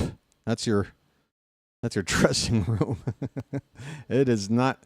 They call that a strike. Guerrero is absolutely livid, and he got burned on a call earlier today. That's why he's super upset. Manager out to try to calm him down and keep him from getting tossed. Guerrero doing everything he can to maintain his composure, but I really don't blame him. That was a really bad call, and it's happened to him twice. This one worse than the first. The way Guerrero immediately took his helmet off and faced up the ump. I've seen umps toss a guy just for that.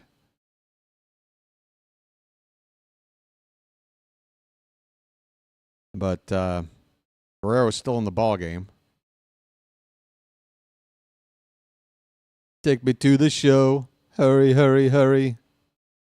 Before I won't let go.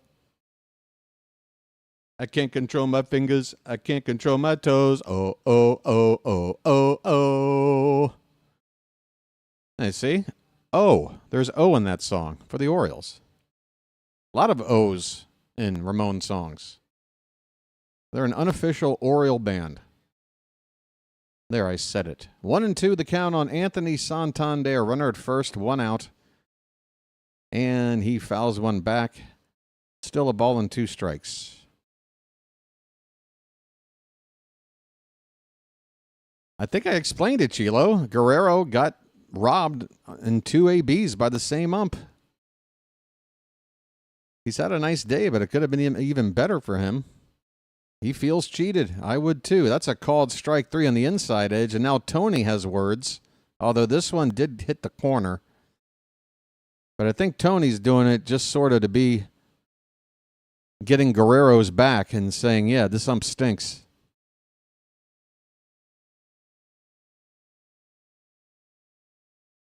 So Gregory Soto's been fortunate. The umpire's helping him. 2 down in the inning. Andres Jimenez at the plate. First pitch is a strike. I wonder how I sound on car speakers.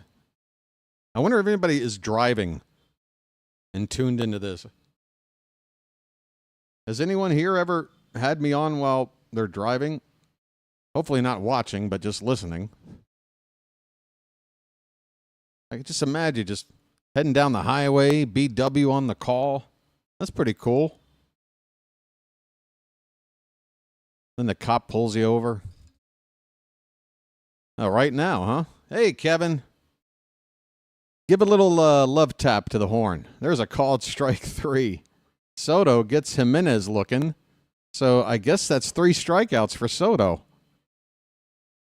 At least one of them was not earned, but he got it anyway. We'll head to the 9th inning. It's 8-2 Toronto. Oh. 2391. What's that? Is that my consecutive game streak?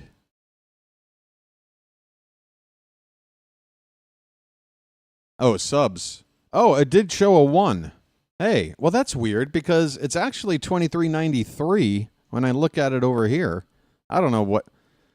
Let me hit the refresh on this live sub count thing. I don't know. There's other. Okay, I'm refreshing it right now. Let's see what number. It still says 2391. If I go over here, what does it say here? Yeah, it still says 2393 within the YouTube site. So I'm going to trust them. But, yeah. We're going to get to 2,400. We're going to get to 25. I want to get to 2,500. Like, I'm hoping with the home opener, we're going to have a nice big crowd. And hopefully we'll get off to a nice start. I don't know when we'll get to 2,500, but I hope it doesn't take too long. Because that's only at the point where we're now halfway to 5K, which is the goal. We're not even to the point where we're starting where the goal, you know what I mean? Like, let's get to 24. Let's get to 25. And I need to shut up. I'm just flapping my gums at this point. I'm doing a terrible job. Thanks for tuning in. Everybody wants Taco Bell. What's your go-to Taco Bell cuisine there, Kevin? Are you a Crunch Wrap Supreme kind of guy? What are you doing? Are you going for the classic shell Burrito Supreme? Oh, that sounds like a trip to the bathroom that I don't want. But hey, I did have Taco Bell over here not that long ago. There's a Taco Bell in my area.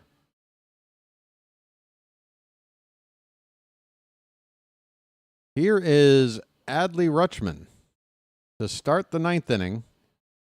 And he takes inside for ball 1 Nick Sandlin, who came on in relief of the injured, forgot his name already. Jeez.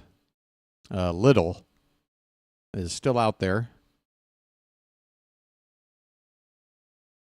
The 1-0 pitch is top of the zone, but doesn't get the call. Wow.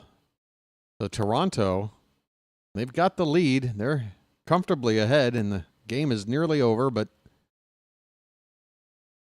they've got a reason to have a gripe with this umpire. Calls are not going their way. 2-0 pitch, inside 3-0. Oh. You know what? If I can find that, Matt, on the soundboard archive, that's very specific, but if that is out there, that would be great. That'd be a great ad. I'll look for it. This pitch is, again, looks like it catches the top of the zone. Sandlin doesn't get the call. 2 pitches in the zone that were called balls that were strikes. I think this umpire, Toronto pissed him off. He's clearly, in my view, like pulling some BS here. Jordan Westburg's at the plate.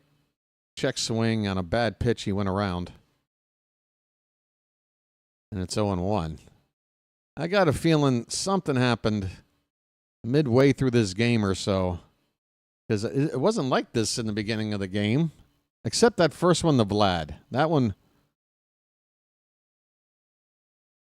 Here's a ball hit to third. And they go to second for one, over to first. And that ball gets away. And out of play, I think.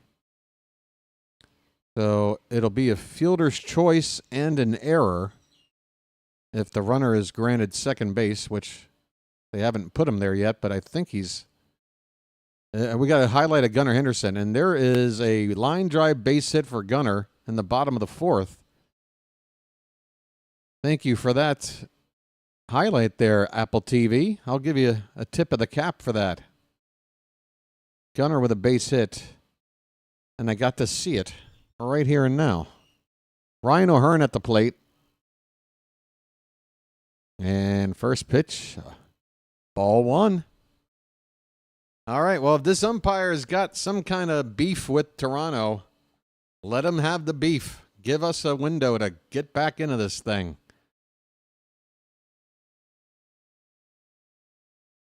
Next pitch is well up and away, 2-0 to Ryan O'Hearn.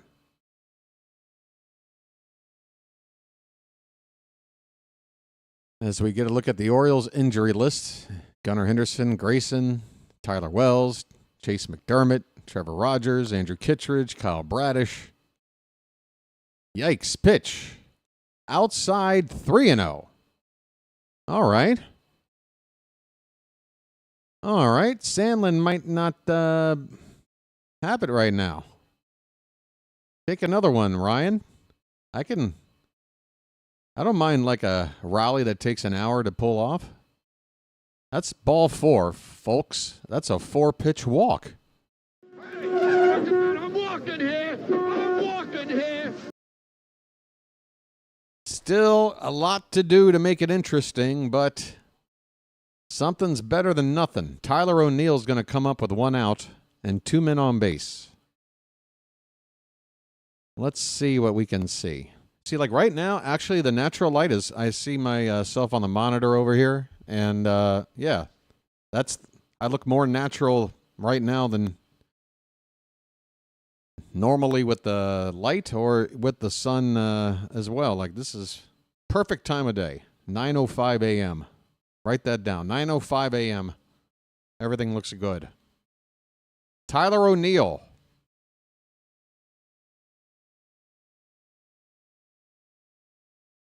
Sandlin holding the ball a long time, and the first pitch, that hits the top of the zone for a called strike. Same location that was called a ball twice is now a strike.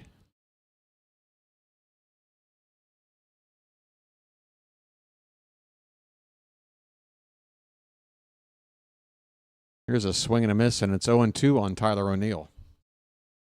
My posture is terrible. I am slumping really bad. Look at me slumping.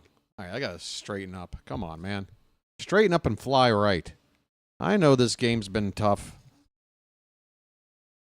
I'm slouching. 0-2 on O'Neill. Off the plate, 1 ball, 2 strikes.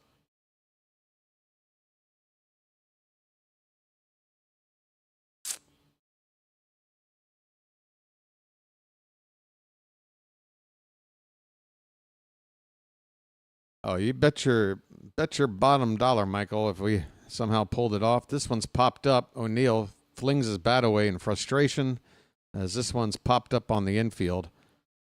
Jimenez, the second baseman, with the catch. And this game is close to being final.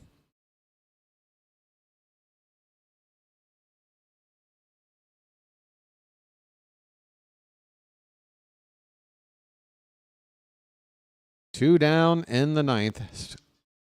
I must have bit my tongue. I can't say said Mullins without biting my tongue. Mullins takes low and inside for ball one.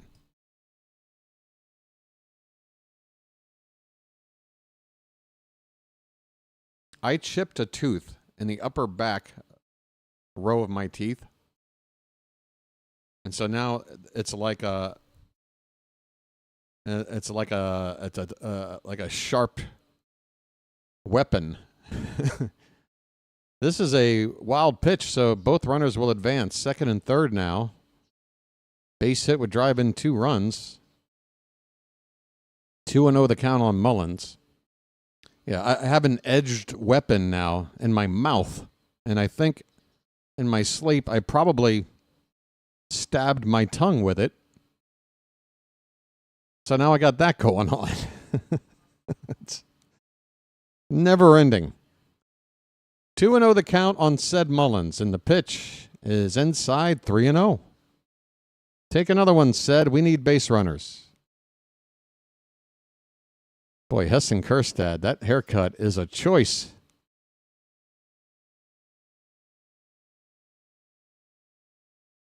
Three and 0 pitch.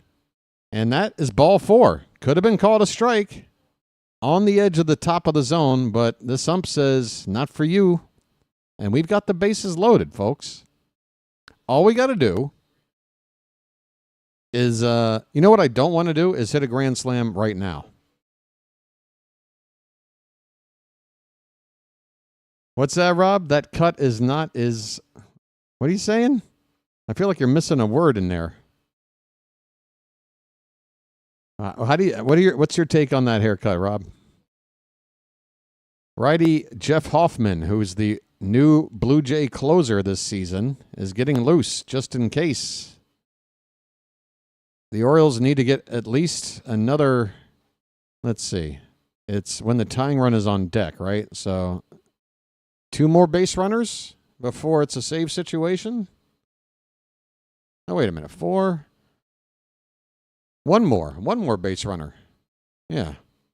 So, yeah, if Ryan Mountcastle can extend this game, which is what we need him to do, then they may bring in Hoffman to get the final out. Mountie. Okay, mount up. You know how you love hitting here, don't you, Mountcastle? Come on now. First pitch is in there for a strike. Boy, 79 and a lot of the plate.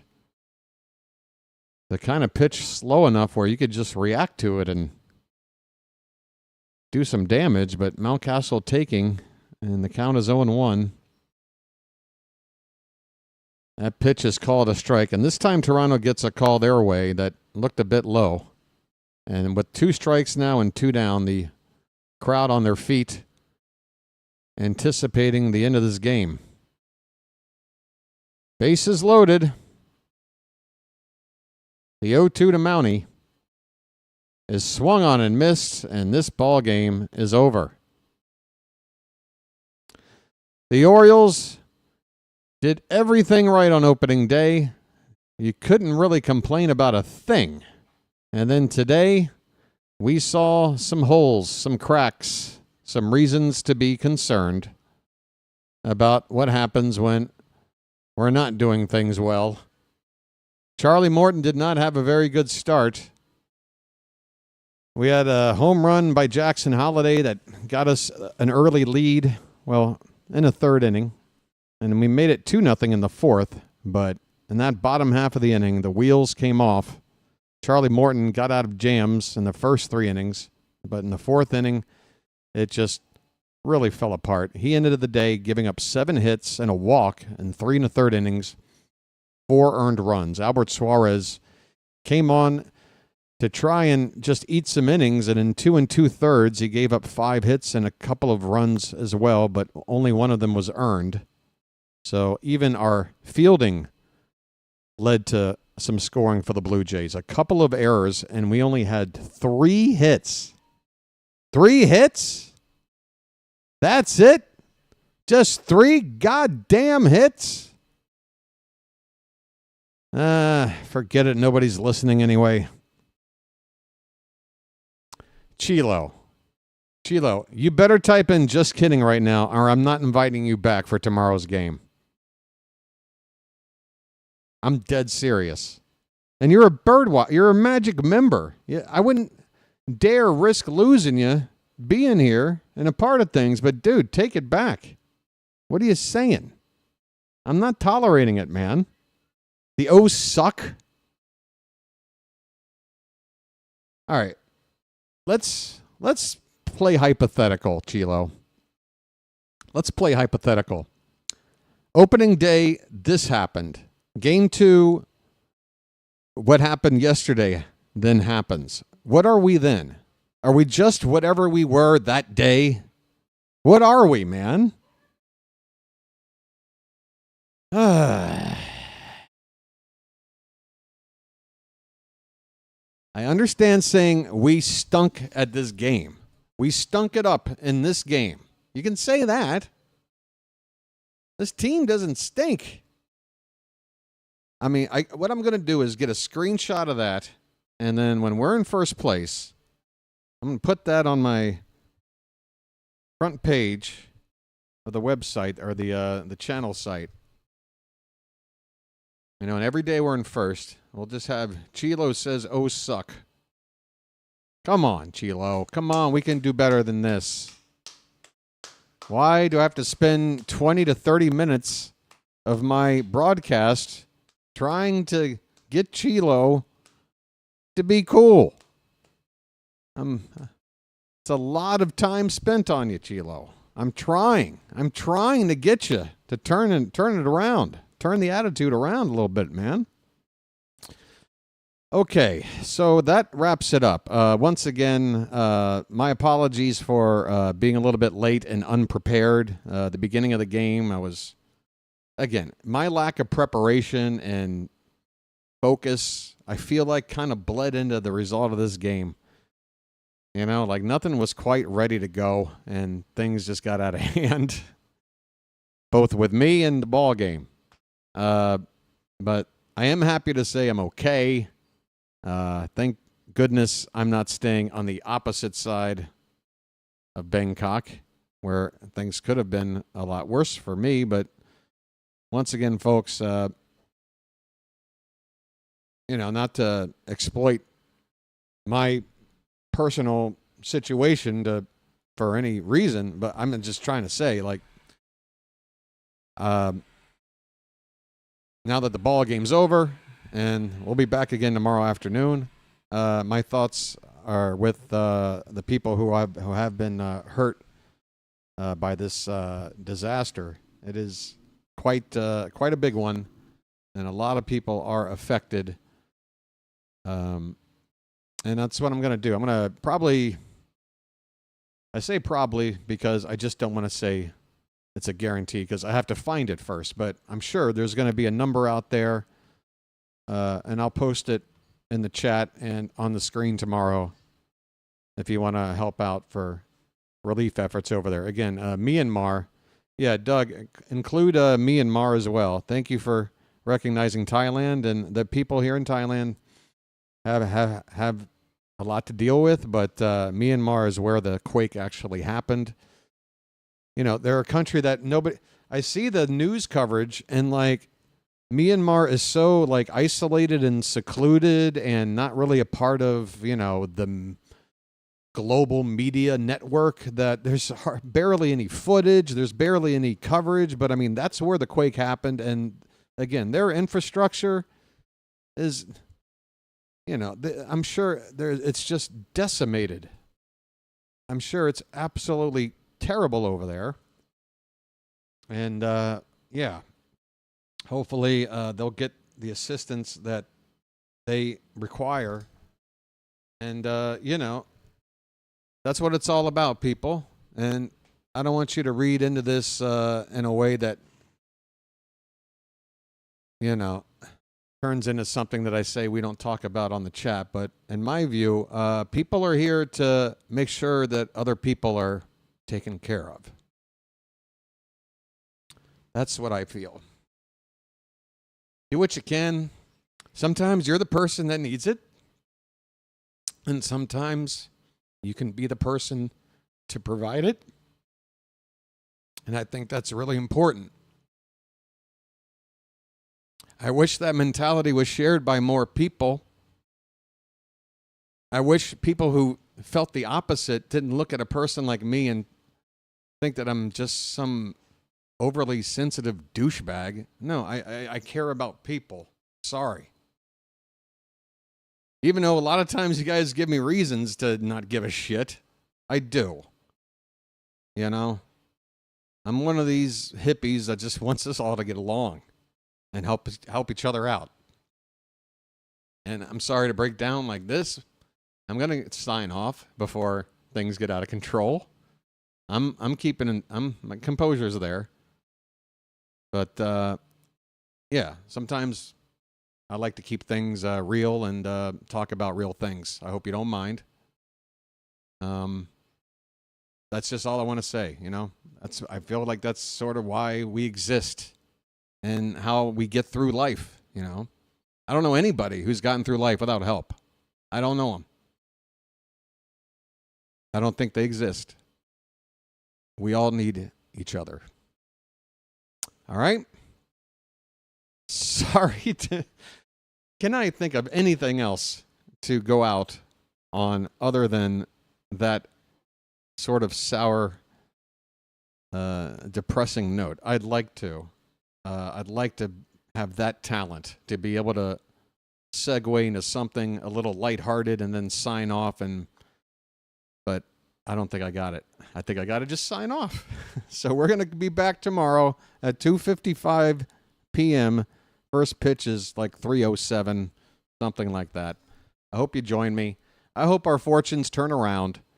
And, yeah, that's about it. I need to go get some breakfast now. Until tomorrow, this has been the Birdwatcher, and I'll chirp at you later. Good night, everybody.